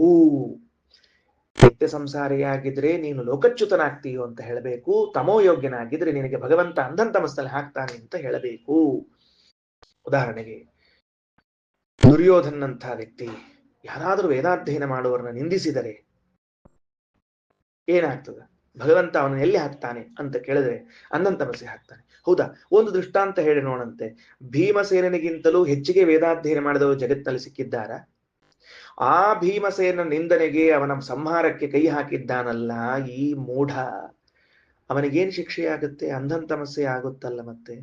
ಹಾಗಾದ್ರೆ ವೇದಾಧ್ಯಯನವನ್ನ ಮಾಡಿದವರಿಗೆ ಅಸುರ ವರ್ಗದವರು ನಿಂದಿಸಿದರೆ ಅಂಧನ್ ತಮಸ್ಸು ಎನ್ನುವುದಕ್ಕೆ ಏನೋ ಮಹಾಭಾರತದಲ್ಲಿ ಭೀಮಸೇನಿಗೂ ದುರ್ಯೋಧನಿಗೂ ಯುದ್ಧ ಆಯಿತೋ, ಭೀಮಸೇನ ಯುದ್ಧದಿಂದ ದುರ್ಯೋಧನ ಅಧಃಪತನ ಹೊಂದಿದನೋ, ದೇವರವನನ್ನು ಅಂಧನ್ ತಮಸ್ಸಿಗೆ ಹಾಕಿದನೋ. ಇತಿ ಬ್ರೂಯಾತ್ ನತು ಬ್ರೂಯಾತ್ ದೇವಸರ್ಗಾತ್ಮಕಂ ಕ್ವಚಿತ. ಯಾವುದೇ ಕಾರಣಕ್ಕೂ ದೇವಸರ್ಗ ಅಂದ್ರೆ ಸಾತ್ವಿಕರನ್ನ ಬೈಲಿಕ್ಕೆ ಹೋಗಬೇಡ್ರಿ, ನಿಂದಿಸಬೇಡ್ರಿ. ಇಷ್ಟ ಹೇಳಿದ್ರು. ಇನ್ನು ಈ ನಿರ್ಭುಜ ಪ್ರತೃಣ್ಣ ಕ್ರಮ ಅಂದ್ರೆ ಉಭಯ ಮಂತ್ರೇಣ, ಇದನ್ನ ಎಲ್ಲಿ ಫಿಟ್ ಮಾಡಿ ತೋರಿಸ್ತಾರೆ ಶ್ರೀಮದಾಚಾರ್ಯರು ಅಂದ್ರೆ ವಿಷ್ಣು ಎಂಬ ನಾಮದಲ್ಲಿ ತೋರಿಸ್ಕೊಡ್ತಾರೆ. ಇಷ್ಟತ್ತಾಯ್ತಲ್ಲಿ ಇಡೀ ವೇದಕ್ಕಾಯ್ತು. ಈಗ ಆ ವೇದ ಯಾವುದನ್ನ ಮೂಲವಾಗಿ ಉಳ್ಳದ್ದಾಗ್ಯದ? ವಿಷ್ಣು ಎಂಬ ನಾಮವನ್ನ ಮೂಲ ಉಳ್ಳದ್ದಾಗ್ಯದ. ಅಲ್ಲೇ ಹೇಳೋಣಂತ. ಶಣಯೋ ಸಂಧಿಕರಣಾತ್ ಸಂಹಿತಾಧ್ಯಯನಂ ಭವೇತ್. 246 ಪೇಜ್ ನಂಬರ್, ಫಸ್ಟ್ ಸೆಂಟೆನ್ಸ್. ಶಣಯೋ ಸಂಧಿಕರಣಾತ್, ಶಣಗಳನ್ನ ಸಂಧಿ ಮಾಡಿ ವಿಷ್ಣು ವಿಷ್ಣವೇ ನಮಃ ಅಂತ ಹೇಳಿದ್ರೆ ಸಂಹಿತಾ ಅಧ್ಯಯನ ಮಾಡಿದಂತೆ. ಏನ್ ಪುಣ್ಯ ಇದೆ, ಏನ್ ಪುಣ್ಯ ಇದೆ ಶ್ರೀನಿವಾಸ್. ವಿಷ್ಣವೇ ನಮಃ ವಿಷ್ಣವೇ ನಮಃ ವಿಷ್ಣವೇ ನಮಃ ಅಂತ ಹೇಳಿದ್ರೆ ಸಂಹಿತಾಧ್ಯಯನ ಸಂಹಿತಾಧ್ಯಯನ ಸಂಹಿತಾಧ್ಯಯನ. ವಿಷಣಸ್ತು ಇತಿ ಯೋ ಬ್ರೂಯಾತ್ ಪದಧ್ಯಾಯಿ ಭವೇತ್ ಸಹ. ವಿಷಣವೇ ನಮಃ ವಿಷಣವೇ ನಮಃ ಅಂತ ಹೇಳಿದರೆ ಪದಾಧ್ಯಯನ ಮಾಡಿದಂತೆ. ಸಂಧ್ಯುಕ್ತಿಶ್ಚ ವಿಭಾಗಶ್ಚ ದ್ವಯಂ ಪ್ರಾಪ್ತಂ ಕ್ರಮೇಣ ತು ವಿಷ್ಣವೇ ನಮಃ ವಿಷಣವೇ ನಮಃ ವಿಷಣವೇ ನಮಃ ವಿಷ್ಣವೇ ನಮಃ ಅಂತ ಹೇಳಿದರೆ ಕ್ರಮಪಾಠವನ್ನ ಮಾಡಿದಂತೆ. ಯಾರು ಬೇಡ್ರಿ, ಮಾಡ್ರಿ ದಿವಸ ಇದನ್ನ. ಸಂಧ್ಯಾವಂದನೆ ಮುಗಿದ್ಮೇಲೆ 1 ಸೆಕೆಂಡ್ ಕೂತ್ಕೊಂಡು ಮಾಡ್ರಿ. ಸಂಧ್ಯಾವಂದನೆ ಮುಗಿದ್ಮೇಲೆ ನಾವ್ ಹೇಳ್ತಿರ್ತೀವಲ್ಲ, ಅಚ್ಯುತಾಯ ನಮಃ ಅನಂತಾಯ ನಮಃ ಗೋವಿಂದಾಯ ನಮಃ, ಅಚ್ಯುತಾಯ ನಮಃ ಅನಂತಾಯ ನಮಃ ಗೋವಿಂದಾಯ ನಮಃ, ಅಚ್ಯುತಾನಂತ ಗೋವಿಂದೇಭ್ಯೋ ನಮೋ ನಮಃ ಅಂದ್ರೆ ಏನರ್ಥ? ಅದಕ್ಕ ಸಂಹಿತಾ ಪದಕ್ರಮ ಅಂತ ಅರ್ಥ. ಮತ್ತೇನದ? ಅಚ್ಯುತಾಯ ನಮಃ ಅನಂತಾಯ ನಮಃ ಗೋವಿಂದಾಯ ನಮಃ ಬಿಡಿಸಿದಿರಿ, ಅಚ್ಯುತಾನಂತ ಗೋವಿಂದ ಅಚ್ಯುತಾನಂತ ಗೋವಿಂದ ಅಂದ್ರೆ ಕೂಡಿಸಿದಿರಿ, ಅಚ್ಯುತಾನಂತಾಯ ನಮಃ ಬಿಡಿಸಿ ಕೂಡಿಸಿದಿರಿ ಅಂದ್ರೆ ಮುಗಿದು 3 ದಿವಸ ಆಯ್ತು. ದೇವ್ರ ಪೂಜಾ ಮುಗಿದ ಮೇಲೆ ವಿಷ್ಣವೇ ನಮಃ ವಿಷ್ಣವೇ ನಮಃ ವಿಷ್ಣವೇ ನಮಃ ಸಂಹಿತಾಧ್ಯಯನ, ವಿಷಣವೇ ನಮಃ ವಿಷಣವೇ ನಮಃ ವಿಷಣವೇ ನಮಃ ಪದಪಾಠ, ವಿಷ್ಣವೇ ನಮಃ ವಿಷಣವೇ ನಮಃ ವಿಷ್ಣವೇ ನಮಃ ವಿಷಣವೇ ನಮಃ ಅಂತ ಹೇಳಿದ್ರೆ ಕ್ರಮಪಾಠವನ್ನ ಮಾಡಿದಂತಾಯಿತು. ಇಷ್ಟಕ್ಕೆ ಸಕಲ ವೇದಾಧ್ಯಯನದ ಪುಣ್ಯ ಪಡ್ಕೊಳ್ರಿ ಅಂತ ಆಚಾರ್ಯರು ತಸ್ಮಾತ್ ವಿಧಾಪಿ ವಚನಾತ್ ಕ್ರಮಾಧ್ಯಾಯಿ ಭವೇತ್ ಸಹ ಸಂಧಿ ವಿಭಾಗ ಎರಡನ್ನೂ ಹೇಳಿದಾಗ ಆಗ್ತದ. ಹೌದು, ಭೋಗವೃದ್ಧಿಂಚ ಯೋ ಮೋಕ್ಷೇ ಇಚ್ಛೇದ್ ವಿಷ್ಣವೈತ್ಯಸೌ ಮೋಕ್ಷ ಕಾಮೋ ವಿಷಣವೇ ದ್ವಯಕಾಮೋ ದ್ವಯಂ ವದೇತ್. ಯಾರು ಮೋಕ್ಷದಲ್ಲಿ ಚಂದ ಭೋಗ ಬರಬೇಕು ಅಂತ ಅಪೇಕ್ಷೆ ಇದೆಯೋ ಅವ ವಿಷ್ಣವೇ ನಮಃ ಅಂತ ಸಂಹಿತಾ ಪಾಠ ಹೇಳಲಿ. ಇಲ್ಲಿ ನಾನು ಹೇಳಿದೆ, ಸಂಧ್ಯಾವಂದನೆ ಮುಗೀತು ವಿಷ್ಣವೇ ನಮಃ, ದೇವ್ರ ಪೂಜಾ ಮುಗೀತು ವಿಷ್ಣವೇ ನಮಃ ಅಂತ ಹೇಳಿದೆ. ಇದು ಏನಾಗ್ತದೆ? ನಾಳೆ ನನಗೆ ಅಪರೋಕ್ಷ ಜ್ಞಾನ ಕೊಟ್ಟಾದ ಮೇಲೆ ಮೋಕ್ಷದಲ್ಲಿ ಆನಂದಾಭಿವೃದ್ಧಿಯನ್ನು ತಂದು ಕೊಡುತ್ತದೆ. ಮೋಕ್ಷ ಕಾಮೋ ವಿಷಣವೇ, ಮೋಕ್ಷದಲ್ಲಿ ಬ್ಯಾಡ್ರಿ, ಮೋಕ್ಷ ಆಗಬೇಕಲ್ಲ ಮೊದಲು ಅಂದ್ರೆ ಪದಪಾಠ ಹೇಳು, ವಿಷಣವೇ ನಮಃ ವಿಷಣವೇ ನಮಃ. ಹಿಂಗ ಪದಪಾಠ ಮಾಡಿದ್ರೆ ಮೋಕ್ಷ ಸಿಗುತ್ತದೆ. ದ್ವಯಕಾಮೋ ದ್ವಯಂ ವದೇ, ಆಚಾರ ನಮಗೆ ಮೋಕ್ಷನೂ ಬೇಕು ಮೋಕ್ಷದಲ್ಲಿ ಆನಂದ ವೃದ್ಧಿನೂ ಬೇಕು ಅಂದ್ರೆ ಎರಡೂ ಹೇಳು, ವಿಷ್ಣವೇ ನಮಃ ವಿಷಣವೇ ನಮಃ ವಿಷ್ಣವೇ ನಮಃ ವಿಷಣವೇ ನಮಃ ಅಂತ ಹೇಳು. ವಿಷ್ಣು ನಾಮಾತ್ಮಕತ್ವಾಚ್ಚಾತ ಸಂಹಿತ ಪದಕ್ರಮಾಹ. ನೋಡಪ್ಪ, ವಿಷ್ಣು ನಾಮದ ಅರ್ಥವನ್ನು ಹೇಳಲಿಕ್ಕೆ ಹೊರಟಿವೆ ಸಂಹಿತ ಪದ ಕ್ರಮಗಳು. ಸರ್ವ ವೇದ ಸ್ಥಿತಾಹ, ಇವು ಎಲ್ಲಾ ವೇದಗಳಲ್ಲವ.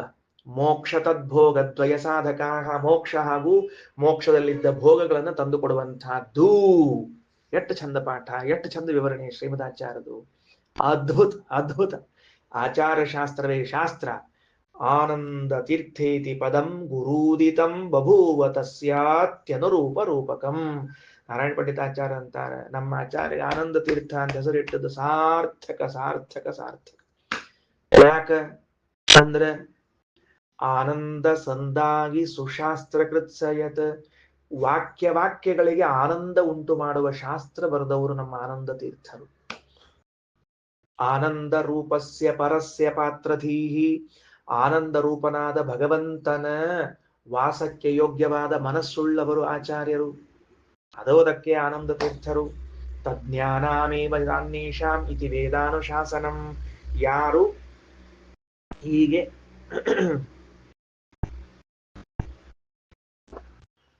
ಹೀಗೆ ಸಂಹಿತ ಪದ ಕ್ರಮಗಳ ದೇವತೆಗಳನ್ನ ತಿಳಿದು ಮೂಲ ಮಂತ್ರವಾದ ವಿಷ್ಣುವಿನಲ್ಲಿ ವಿಷ್ಣುನಾಮದಲ್ಲಿ ಅನುಸಂಧೇನಿಸಿ ಅನಂತರದಲ್ಲಿ ಸಮಗ್ರ ವೇದಗಳಲ್ಲಿ ಹೀಗೆ ಹಾಸುಹೊಕ್ಕಾಗಿದೆ ಅಂತ ಚಿಂತಿಸುತ್ತಾರೋ ಅವರಿಗೆ ಮಾತ್ರ ಈ ಫಲ ಎಂಬುದಾಗಿ ವೇದಾನುಶಾಸನ, ವೇದದ ಆಜ್ಞಾ ಇದೆ.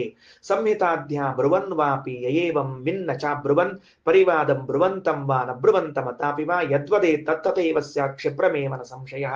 ಅವನು ಸಂಹಿತಾದಿಗಳನ್ನ ಬ್ರುವನ್ ವಾಪಿ ಹೇಳ್ತಿರಬಹುದು, ಅಪಿ ಯಯೇವಂ ಮಿತ್ನಚ ಬ್ರುವನ್, ಅಥವಾ ಇದನ್ನು ತಿಳ್ಕೊಂಡಾನ ಸಂಹಿತಾ ಅಧ್ಯಯನ ಮಾಡ್ತಿಲ್ಲ. ಈಗ ಅದನ್ನ ತಿಳಿದು ಅಧ್ಯಯನ ಮಾಡುತ್ತಿದ್ದಾನೆ ಅಥವಾ ತಿಳಿದಿದ್ದಾನೆ ಅಧ್ಯಯನ ಮಾಡ್ತಿಲ್ಲ.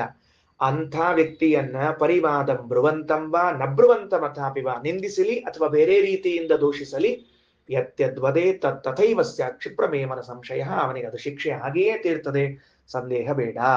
ಈಗ ನಾನು ಸಂಹಿತಾ ಕ್ರಮ ಪದಗಳಿಗೆ ಯಾರು ದೇವತಾ ಅಂತ ತಿಳ್ಕೊಂಡಿದ್ದೇನೆ, ಅಧ್ಯಯನ ಮಾಡ್ತಿದ್ದೀನಿ, ಆವಾಗ ನನ್ನನ್ನು ನಿಂದಿಸಲಿ, ಅಥವಾ ನಾನು ತಿಳಿದುಕೊಂಡಿದ್ದೇನೆ ಅಧ್ಯಯನ ಮಾಡ್ತಿಲ್ಲ ಆಗ ನನ್ನ ನಿಂದಿಸಲಿ. ಎರಡೂ ಪ್ರಸಂಗದಲ್ಲಿಯೂ ಕೂಡ ಅವನು ವೇದಾಧ್ಯಯನ ಉದ್ದೇಶ ಇಟ್ಟುಕೊಂಡು ನಿಂದಿಸಲಿ ಅಥವಾ ಬೇರೆ ಉದ್ದೇಶ ಇಟ್ಟುಕೊಂಡು ನಿಂದಿಸಲಿ, ಎಲ್ಲದಕ್ಕೂ ಫಲ ಅವನಿಗೆ ಹಾಗೆ ಆಗ್ತದ, ಶಿಕ್ಷೆ ಹಾಗೆ ಆಗ್ತದ. ಕ್ಷಿಪ್ರಮೇವ, ಕೂಡಲೇ.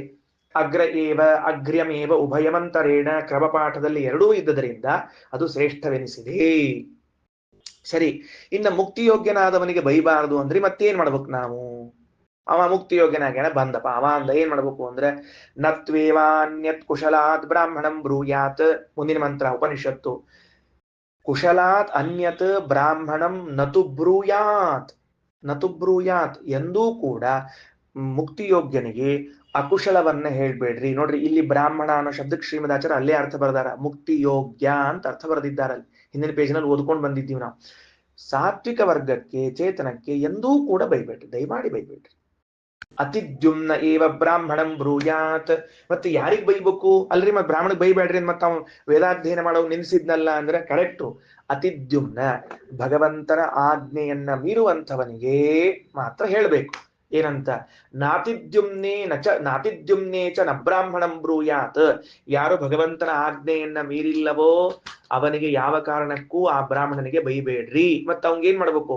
ನಮೋ ಅಸ್ತು ಬ್ರಾಹ್ಮಣೇಭ್ಯ ಇತಿ ಸ್ಮಃ ಶೂರವೀರೋ ಮಾಂಡೂಕೇಯ. ಅಂಥ ಬ್ರಾಹ್ಮಣನಿಗೆ ನನ್ನ ನಮಸ್ಕಾರ ಅಂತ ಹೇಳ್ಬಿಡ್ರಿ. ಅರ್ಥ ಆಯ್ತಾ? ತಳಗ ಭಾಷ್ಯ ನೋಡ್ರಿ. ದ್ಯುಮ್ನೋ ದ್ಯುತಿ ಸ್ವರೂಪತ್ವಾತ್ ವಿಷ್ಣುರೇವ ಸ್ವರೂಪತಃ ವಿಷ್ಣುರೇವ ಪ್ರಕೀರ್ತಿತಃ. ಭಗವಂತನನ್ನ ದ್ಯುಮ್ನ ಅಂತ ಕರೀತಾರೆ. ಸಹಜದ. ಪ್ರದ್ಯುಮ್ನ ಅಂತ ಇದ್ದಂಗ ದ್ಯುಮ್ನ ಅಂದ್ರೆ ಭಗವಂತ. ಅತಿದ್ಯುಮ್ನ ಅಂದ್ರೆ ಏನು? ಯೋ ಅತಿಕ್ರಮತಿ ತಸ್ಯ ಆಜ್ಞಾಂ ಅತಿದ್ಯುಮ್ನ ಪ್ರಕೀರ್ತಿತಃ. ಯಾರು ಭಗವಂತನ ಆಜ್ಞೆಯನ್ನ ಮೀರ್ತಾನೋ, ಭಗವಂತನ ಆಜ್ಞಾ ಏನು? ಸಂಹಿತಾ ಪಾಠ, ಪದಪಾಠ, ಕ್ರಮಪಾಠಾದಿಗಳಿಂದ ಪ್ರಾರಂಭ ಮಾಡಿಕೊಂಡು ಘನಾಂತದವರೆಗೆ ಅಧ್ಯಯನ ಮಾಡಬೇಕು ಅಂತ ದೇವರ ಆಜ್ಞೆ. ಅದನ್ನ ಮೀರ್ತಾನೋ ಅಂದ್ರೆ ಅಧ್ಯಯನ ಮಾಡುವನನ್ನ ಬೈತಾನೆ, ಅಥವಾ ತಾನು ಸ್ವತಃ ಅಧ್ಯಯನ ಮಾಡುವುದಿಲ್ಲವೋ, ಮೋಕ್ಷ ಯೋಗ್ಯೋಪಿ ಯಸ್ತ್ವೇವಂ ಅತಿದ್ಯುಮ್ನೋ ಭವೇತ್ ಪುಮಾನ್. ಅವನು ಮೋಕ್ಷ ಯೋಗ್ಯನಾಗಿದ್ರು ಭಗವಂತನ ಆಜ್ಞೆಯನ್ನ ಮೀರಿದ್ದಕ್ಕೆ ಅವ ಅತಿದ್ಯುಮ್ನ ಅಂತ ಕರೆಸಿಕೊಳ್ಳುತ್ತಾನೆ. ಲೋಕಚ್ಯುತೋಸೀತ್ಯೇವ ತಂಬ್ರೂಯಾತ್ ನಾಜ್ಞಾಸ್ತಿ ತಂ ಕ್ವಚಿತ್. ಅವನಿಗೂ ಹೇಳಬೇಕಂತೆ. ಏನನ್ಬೇಕು? ಲೋಕಚ್ಯುತನಾಗ್ತಿ ಅಂತ ಅನ್ಬೇಕು. ಲೋಕಚ್ಯುತೋ ಭವೇತ್ತೇನಮಪಿ ನೈವಂ ವದೇತ್ ಕ್ವಚಿತ್. ಲೋಕಚ್ಯುತನಾಗ್ತಿ ಅಂತ ಹೇಳ್ಬೇಕು, ಲೋಕಚ್ಯುತನಾಗು ಅಂತ ಹೇಳಬಾರದು. ಚ್ಯುತೋಸಿ ಇತಿತು ಶಿಕ್ಷಾರ್ಥಂ ಬ್ರುವಾನ್ ನೈವಾನ್ಯಥಾ ಕ್ವಚಿತ ಇತಿ ಚ. ಲೋಕಚ್ಯುತನಾಗ್ತಿ ಅಂತ ಹೇಳೋದು ಶಿಕ್ಷೆಗಾಗಿ, ಕೇವಲ ಶಿಕ್ಷಣಕ್ಕಾಗಿ. ಅಂದ್ರೆ ಅರ್ಥ ಏನು? ಸಾತ್ವಿಕ ಬಂಧ ಮುಗಿದದ. ವಾಕ್ಯ ಓದಿದ್ದೀನಿ, ವಿಷಯ ಹೇಳಿಗತ್ತೀನಿ. ಈ ಕಡೆ ನೋಡ್ರಿ, ಎಲ್ಲಾರ ತಲೆ ಎತ್ತಿ. ಬಂದ ಬೈದ, ಸಾತ್ವಿಕ ಮೋಕ್ಷ ಯೋಗ್ಯ ಬಂದ ಬೈದ. ನೋಡು ಅಂತ ತಿಳ್ಕೊಂಡು ನಾನು ಈ ಇದು ನಿತ್ಯ ಸಂಸಾರಿಗೆ ಹಾಗೂ ತಮೋಯೋಗ್ಯನಿಗೆ ಏನ್ ಬೈದಿದ್ದೆ? ಹಾಳಾಗ್ ಹೋಗು ಅಂತ ಬೈದಿದ್ದೆ. ಈ ಸಾತ್ವಿಕ ಬಂದಿದ್ನಲ್ಲ ಅವನಿಗೆ ಹೇಳ್ತೀನಿ, ಬೈಬೇಡ ಹಾಳಾಗ್ತಿ ಅಂತ. ಇಷ್ಟು ವ್ಯತ್ಯಾಸ ತಿಳಿತಾ? ಸಾತ್ವಿಕನಿಗೆ ಬೈಬೇಡ್ರಿ ಅಂತ ಹೇಳಿದ್ದು ಶ್ರೀಮದ್ ಆಚಾರ್ಯ ಅಂತಾರೆ. ಎಷ್ಟು ಚಂದ ಬೆಳೆಸ್ತಾರೆ. ಶಿಕ್ಷೆ ಕೊಡ್ರಿ ಅವನಿಗೆ, ನೋಡು ತಿಳಿಸಿಕೊಡ್ರಿ ಅವನ್ ಪಾಪ. ಚ್ಯುತೋಸೀತು ಶಿಕ್ಷಾರ್ಥಂ ಬ್ರೂಯಾನ್ನೈವಾನ್ಯಥಾ ಕ್ವಚಿತ. ಅಪ್ಪ, ಮುಕ್ತಿ ಯೋಗ್ಯನಾದ ಚೇತನ ಇದ್ದಿ, ಒಳ್ಳೆ ಸಂಸ್ಕಾರಗಳವ, ಯಾಕೆ ಶಾಸ್ತ್ರಾಧ್ಯಯನ ಮಾಡೋರ್ನ ಬೈತಿ ನೀನು? ಬೈಬೇಡ, ಹಾಳಾಗ್ತಿ ನೋಡು ಬೈದ್ರೆ. ಕೆಟ್ಟದ್ದಾಗ್ತದ ನಿನಗೆ ಕೆಟ್ಟದ್ದಾಗ್ತದ, ಇದಾಗ್ತದ ಅಂತ ಎಚ್ಚರಿಸ್ರಿ. ಕೆಟ್ಟದ್ದಾಗ್ಲಿ ಅಂತ ಶಾಪ ಹಾಕಬೇಡ್ರಿ. ಹಾಳಾಗಿ ಹೋಗು ಅನ್ಬೇಡ್ರಿ, ಹಾಳಾಗುತ್ತೀಯ ನೆನಪಿಟ್ಟುಕೋ. ಅವನಿಗೆ ಎಚ್ಚರ ಕೊಡ್ರಿ. ಹಾಗಾಗಿ ಮೂರು ತರಹದ ಸಾತ್ವಿಕ ವರ್ಗ, ರಾಜಸ ವರ್ಗ, ತಾಮಸ ವರ್ಗವೂ ಇದೆ. ಅಧ್ಯಯನ ಮಾಡೋರನ್ನ ನಿಂದಿಸ್ತದೆ ಅಂತ ಈ ರೀತಿಯಾಗಿ ತಿಳಿಸಿಕೊಟ್ಟಿದ್ದಾರೆ. ಇದಿಷ್ಟು ಫುಲ್ 3 ಖಂಡ. 3ನೇ ಖಂಡ ಪೂರ್ಣ ಮುಕ್ತಾಯವಾಯಿತು. ಒಂದು ಕ್ಷಣ ಎಲ್ಲರೂ ನನ್ನ ಕಡೆಗೆ ನೋಡಿಬಿಡ್ರಿ. ಏನಾಯ್ತು ಅಂತ ಕೇಳಿದ್ರೆ, ಆಚಾರ್ಯಾ ಶ್ರೀಮದಾಚಾರ್ಯಾ ಸಂತು ಮೇ ಜನ್ಮ ಜನ್ಮನಿ. ನಮ್ಮ ಆಚಾರ್ಯರು ಪ್ರತಿ ಜನ್ಮದಲ್ಲಿ ನಮಗೆ ಕುಲಗುರುಗಳಾಗಿ ಸಿಗಲಿ, ಕುಲಗುರುಗಳಾಗಿ ಸಿಗಲಿ, ಕುಲಗುರುಗಳಾಗಿ ಸಿಗಲಿ. ಶೂರವೀರ ಮಾಂಡೂಕೇಯರು ತಾವು ವೇದಾಧ್ಯಯನವನ್ನ ನಡೆಸುವಂತಹ ವ್ಯಕ್ತಿಗಳ ಬಗ್ಗೆ ಏನು ಉನ್ನತವಾದ ಒಂದು ಅನುಸಂಧಾನವನ್ನ ಮಾಡುತ್ತಾರೋ, ಗೌರವವನ್ನು ಇಟ್ಟುಕೊಂಡಿದ್ದಾರೋ ಅದನ್ನ ತಿಳಿಸುವಂತಹ ಪ್ರಕರಣ. ಅದ್ಭುತವಾದ ಪ್ರಕರಣ. ಏನು ಅದ್ಭುತವಾದ ಪ್ರಕರಣ ಅಂತಂದ್ರೆ, ಇದಕ್ಕೆ ಫಲ ಉಂಟು. ಏನ್ ಫಲ ಉಂಟು ಅಂದ್ರೆ, ಐಹಿಕ ಆಮುಷ್ಮಿಕವಾದ ಫಲ ಉಂಟು. ಇಹದಲ್ಲೂ ಪರದಲ್ಲೂ ಒಳ್ಳೆ ಫಲ ಸಿಗುತ್ತದೆ. ಆಚಾರ್ಯರ ಸಿದ್ಧಾಂತದ ಪ್ರಕಾರ ಮೋಕ್ಷದಲ್ಲಿ ಆನಂದ ವೃದ್ಧಿ, ಮೋಕ್ಷ ಪ್ರಾಪ್ತಿ ಎನ್ನುವಂತಹ ಅದ್ಭುತವಾದ ಫಲ ಇದೆ ಅಂತ ತಿಳಿಸಿಕೊಟ್ಟಿದ್ದಾರೆ. ನೋಡ್ರಿ, ವೇದಗಳನ್ನ ಅಧ್ಯಯನ ಮಾಡುವರು ಇಷ್ಟು ನಾವು ಎಚ್ಚರವನ್ನ ಇಟ್ಟುಕೊಳ್ಳಬೇಕು. ಏನಂತ? ವೇದದಲ್ಲಿ ನಿರ್ಭುಜ, ಪ್ರತೃಣ್ಣ, ಉಭಯಮಂತರೇಣ ಅಂತ 3 ಭಾಗ ಇದೆ. ಎಲ್ಲಿ ಸಂಧಿ ಸಹಿತವಾಗಿ ನಾವು ಹಾಗೆ ಅಧ್ಯಯನವನ್ನ ಮಾಡ್ತೀವೋ ಅದಕ್ಕೆ ಸಂಹಿತಾಧ್ಯಯನ, ಅದಕ್ಕೆ ನಿರ್ಭುಜ ಅಂತ ಕರೀತಾರೆ. ಸಂಧಿಯನ್ನ ಬಿಡಿಸಿ ಬಿಡಿಸಿ ಬಿಡಿಸಿ ಹೇಳಿದಾಗ ಪದಪಾಠವೆನಿಸಿಕೊಳ್ಳುತ್ತದೆ, ಪ್ರತೃಣ್ಣಂ ಅಂತ ಕರೀತಾರೆ. ಸಂಧಿ ವಿಸಂಧಿಗಳು ಎರಡೂ ಕೂಡಿಕೊಂಡು ಹೇಳಿರುವಂತಹ ಮಾತಿದ್ದರೆ ಅದಕ್ಕೆ ಕ್ರಮ ಅಂತ ಕರೀತಾರೆ. ಇದು ಮೊದಲು ಸಂಹಿತಾ ಪದ ಕ್ರಮಗಳ ಪರಿಚಯ. ಇದಾದ ಮೇಲೆ ಯಾರು ಸಂಹಿತೆಯನ್ನ ಪದವನ್ನ ಕ್ರಮವನ್ನ ಅಧ್ಯಯನ ಮಾಡ್ತಾರೋ ಆತ ಏನು ಅನುಸಂಧಾನ ಮಾಡಬೇಕು? ಸಂಹಿತೆಗೆ ಪೃಥ್ವಿಯಲ್ಲಿರುವ ಪೃಥ್ವಿ ನಿಯಾಮಕವಾದ ವರಾಹ ರೂಪವು ದೇವತೆಯಾಗಿದೆ. ಪದಪಾಠಕ್ಕೆ ಸ್ವರ್ಗದಲ್ಲಿರುವಂತಹ ವಾಮನ ನಿಯಾಮಕನಾದ ದೇವತೆಯಾಗಿದ್ದಾನೆ. ಕ್ರಮಕ್ಕೆ ಅಂತರಿಕ್ಷನಾಗಿರುವಂತಹ ಅಂತರಿಕ್ಷದಲ್ಲಿದ್ದ ನರಸಿಂಹನು ದೇವತೆಯಾಗಿದ್ದಾನೆ ಎನ್ನುವಂತಹ ಚಿಂತನೆಯನ್ನು ಮಾಡಬೇಕು.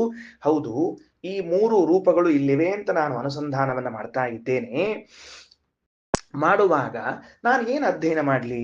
ಸಂಹಿತಾಧ್ಯಯನವನ್ನ ಮಾಡ್ಲೋ, ಪದಾಧ್ಯಯನವನ್ನ ಮಾಡ್ಲೋ, ಕ್ರಮ ಅಧ್ಯಯನವನ್ನ ಮಾಡ್ಲೋ? ನೋಡಪ್ಪ, ಲೌಕಿಕವಾಗಿ ನಿನಗೆ ಬೇಕು ಅಂತಿದ್ರೆ ಸಂಹಿತಾಧ್ಯಯನವನ್ನ ಮಾಡಿಬಿಡು, ಅದರಿಂದ ಲೌಕಿಕವಾದ ಸುಖಗಳು ಸಿಗುತ್ತದೆ. ಇಲ್ಲ, ನಾನು ಇದನ್ನು ನಿಷ್ಕಾಮವಾಗಿಯೇ ಸಂಹಿತಾಧ್ಯಯನವನ್ನ ಮಾಡ್ತೇನೆ ಅಂದ್ರೆ ಕೇವಲ ಸಂಹಿತಾಧ್ಯಯನ ನಿಷ್ಕಾಮವಾಗಿ ಮಾಡಿದವನಿಗೆ ಮೋಕ್ಷದಲ್ಲಿ ಆನಂದಾಭಿವೃದ್ಧಿ ಉಂಟು. ಇನ್ನು ಮತ್ತೆ ಪದಪಾಠವನ್ನು ನಾನು ಅಧ್ಯಯನ ಮಾಡ್ತೇನೆ ಅಂದ್ರೆ ಪಾರತ್ರಿಕವಾದ ಫಲ ಇದೆ, ಯಾರು ಸಕಾಮದಿಂದ ಮಾಡ್ತಾರೋ. ಇಲ್ಲಿಲ್ಲ, ನಾನು ಸಕಾಮದಿಂದ ಮಾಡೋದಿಲ್ಲ, ನಿಷ್ಕಾಮದಿಂದಲೇ ಪದಪಾಠವನ್ನ ಮಾಡ್ತೇನೆ ಅಂದ್ರೆ ಮೋಕ್ಷವೇ ದೊರೀತದೆ ನಿನಗೆ. ಅಲ್ಲ, ಮತ್ತೆ ನನಗೆ ಎರಡೂ ಬೇಕು ಅಂತಿದ್ರೆ ಅವಶ್ಯವಾಗಿ ಸಂಹಿತಾ ಪಾಠ ಪದಪಾಠಗಳನ್ನ ಒಳಗೊಂಡಿರುವಂತಹ ಕ್ರಮವನ್ನ ಅಧ್ಯಯನ ಮಾಡು. ನಿಷ್ಕಾಮವಾಗಿ ಮಾಡಿದರೆ ಮೋಕ್ಷವೂ ದೊರೆಯುತ್ತದೆ, ಮೋಕ್ಷದಲ್ಲಿ ಆನಂದ ವೃದ್ಧಿಯೂ ಆಗ್ತದೆ. ಸಕಾಮವಾಗಿ ಮಾಡಿದರೆ ಲೌಕಿಕವಾದ ಪದ ಪಾರಲೌಕಿಕವಾದ ಫಲಗಳು ಸಿಗುತ್ತದೆ. ಹೀಗೆ ಇಷ್ಟು ಭಗವಂತನ ರೂಪಗಳ ಅನುಸಂಧಾನವನ್ನ ಮಾಡ್ತಾ ಇದ್ದವನು ಇದನ್ನ ನಾವು ಎಲ್ಲಿ ತಕ್ಷಣಕ್ಕೆ ಅಪ್ಲೈ ಮಾಡಿಕೊಳ್ಳಬೇಕು, ಒಂದು ದೃಷ್ಟಾಂತತ್ವೇನ ಹೇಳಬೇಕು ಅಂತ ಕೇಳಿದ್ರೆ ವಿಷ್ಣವೇ ನಮಃ ವಿಷ್ಣವೇ ನಮಃ ವಿಷ್ಣವೇ ನಮಃ ಅಂತ ಅಧ್ಯಯನ ಮಾಡಿದರೆ ಸಂಹಿತಾಧ್ಯಯನ ಮಾಡಿದಂತೆ. ಬಿಡಿಸಿ ವಿಷಣವೇ ನಮಃ ವಿಷಣವೇ ನಮಃ ವಿಷಣವೇ ನಮಃ ಅಂತ ಹೇಳಿದ್ರೆ ಪದಪಾಠವನ್ನ ಮಾಡಿದಂತೆ. ಕ್ರಮಪಾಠದಲ್ಲಿ ವಿಷ್ಣವೇ ನಮಃ ವಿಷಣವೇ ನಮಃ ವಿಷ್ಣವೇ ನಮಃ ವಿಷಣವೇ ನಮಃ ಅಂತ ಅಧ್ಯಯನ ಮಾಡಿದಾಗ ಕ್ರಮಪಾಠವನ್ನ ಮಾಡಿದಂತೆ. ಯಾರು ಹೀಗೆ ವಿಷ್ಣು ಶಬ್ದದಲ್ಲಿಯೇ ಸಂಹಿತಾ ಪದ ಕ್ರಮ ಇದೆ, ಇದೇ ಕ್ರಮವನ್ನೇ ಸಕಲ ವೇದಗಳು ಒಳಗೊಂಡಿದೆ ಅಂತ ತಿಳಿದುಕೊಂಡು ಅಧ್ಯಯನ ಮಾಡ್ತಾನೋ ಅವ ನಿಜವಾದ ಸಂಹಿತಾಧ್ಯಯನ ಮಾಡಿದವನು. ಇಷ್ಟು ವೇದಗಳ ಬಗ್ಗೆ ಅನುಸಂಧಾನ ಮಾಡುವಂತಹ ವ್ಯಕ್ತಿಯನ್ನ ನಿಂದಿಸಬೇಡ್ರಿ. ಒಂದು ವೇಳೆ ನಿಂದಿಸುವ ವರ್ಗದಲ್ಲಿ ನಿಂದಕರಿರಬೇಕಯ್ಯ ಅಂತ ಹೇಳಿದಂತೆ ಸಾತ್ವಿಕರು ರಾಜಸರು ತಾಮಸರು ಎನ್ನುವಂಥವ್ರು ನಿಂದಕರು ಇದ್ದದ್ದಾದರೆ ಸಾತ್ವಿಕ ನಿಂದಿಸಿದರೆ ನಿಂದಿಸಬೇಡಪ್ಪ. ಇದರಲ್ಲಿ ವರಾಹ ನರಸಿಂಹ ವಾಮನ ಭಗವದ್ ರೂಪಗಳಿವೆ, ಅವುಗಳ ದೂಷಣೆ ಮಾಡಿದಂತಾಗಿ ನಿನಗೆ ಲೋಕದಿಂದ ದೂರ ಕಳೆದುಕೊಳ್ಳಬೇಕಾದ ಪ್ರಸಂಗ ಬರ್ತದೆ ಅಂತ ಸಾತ್ವಿಕನಿಗೆ ಎಚ್ಚರಿಸಲಿ. ನಿತ್ಯ ಸಂಸಾರಿಗೆ ಶಾಪವನ್ನೇ ಹಾಕಬೇಕು. ಯಾಕೆ? ಅವನು ಭಗವದ್ದೂಷಣೆಯನ್ನು ಮಾಡಿದ್ದಾನೆ. ಯಾರು ಭಗವದ್ವೇಷಿಯೋ ಅವನಿಗೆ ಹೇಗೆ ಸಲ್ಲೋಕಗಳಾಗಬೇಕು. ತಮೋಯೋಗ್ಯನಾಗಿದ್ರಂತರೂ ಅಂಧನ್ ತಮಸ್ಸನ್ನೇ ಹೊಂದುತ್ತಾನೆ ಎನ್ನುವಂತಹ ಮಾತನ್ನು ಹೇಳಬೇಕು. ಹೀಗೆ ವೇದಾಧ್ಯಯನದ ವಿಚಾರ ಇದೆ. ಯಾರು ಸಾತ್ವಿಕನಾದ ವ್ಯಕ್ತಿ ಇದ್ದಾನೋ ಮುಕ್ತಿಯೋಗ್ಯನಾಗಿದ್ದಾನೋ ಅವನಿಗೆ ನಮಸ್ಕರಿಸಿ ಬಿಡ್ರಿ. ನಮೋ ಅಸ್ತು ಬ್ರಾಹ್ಮಣೇಭ್ಯ ಇತಿ ಸ್ಮಃ ಶೂರವೀರೋ ಮಾಂಡೂಕೇಯ. ಶ್ರೀಕೃಷ್ಣಾರ್ಪಣಮಸ್ತು.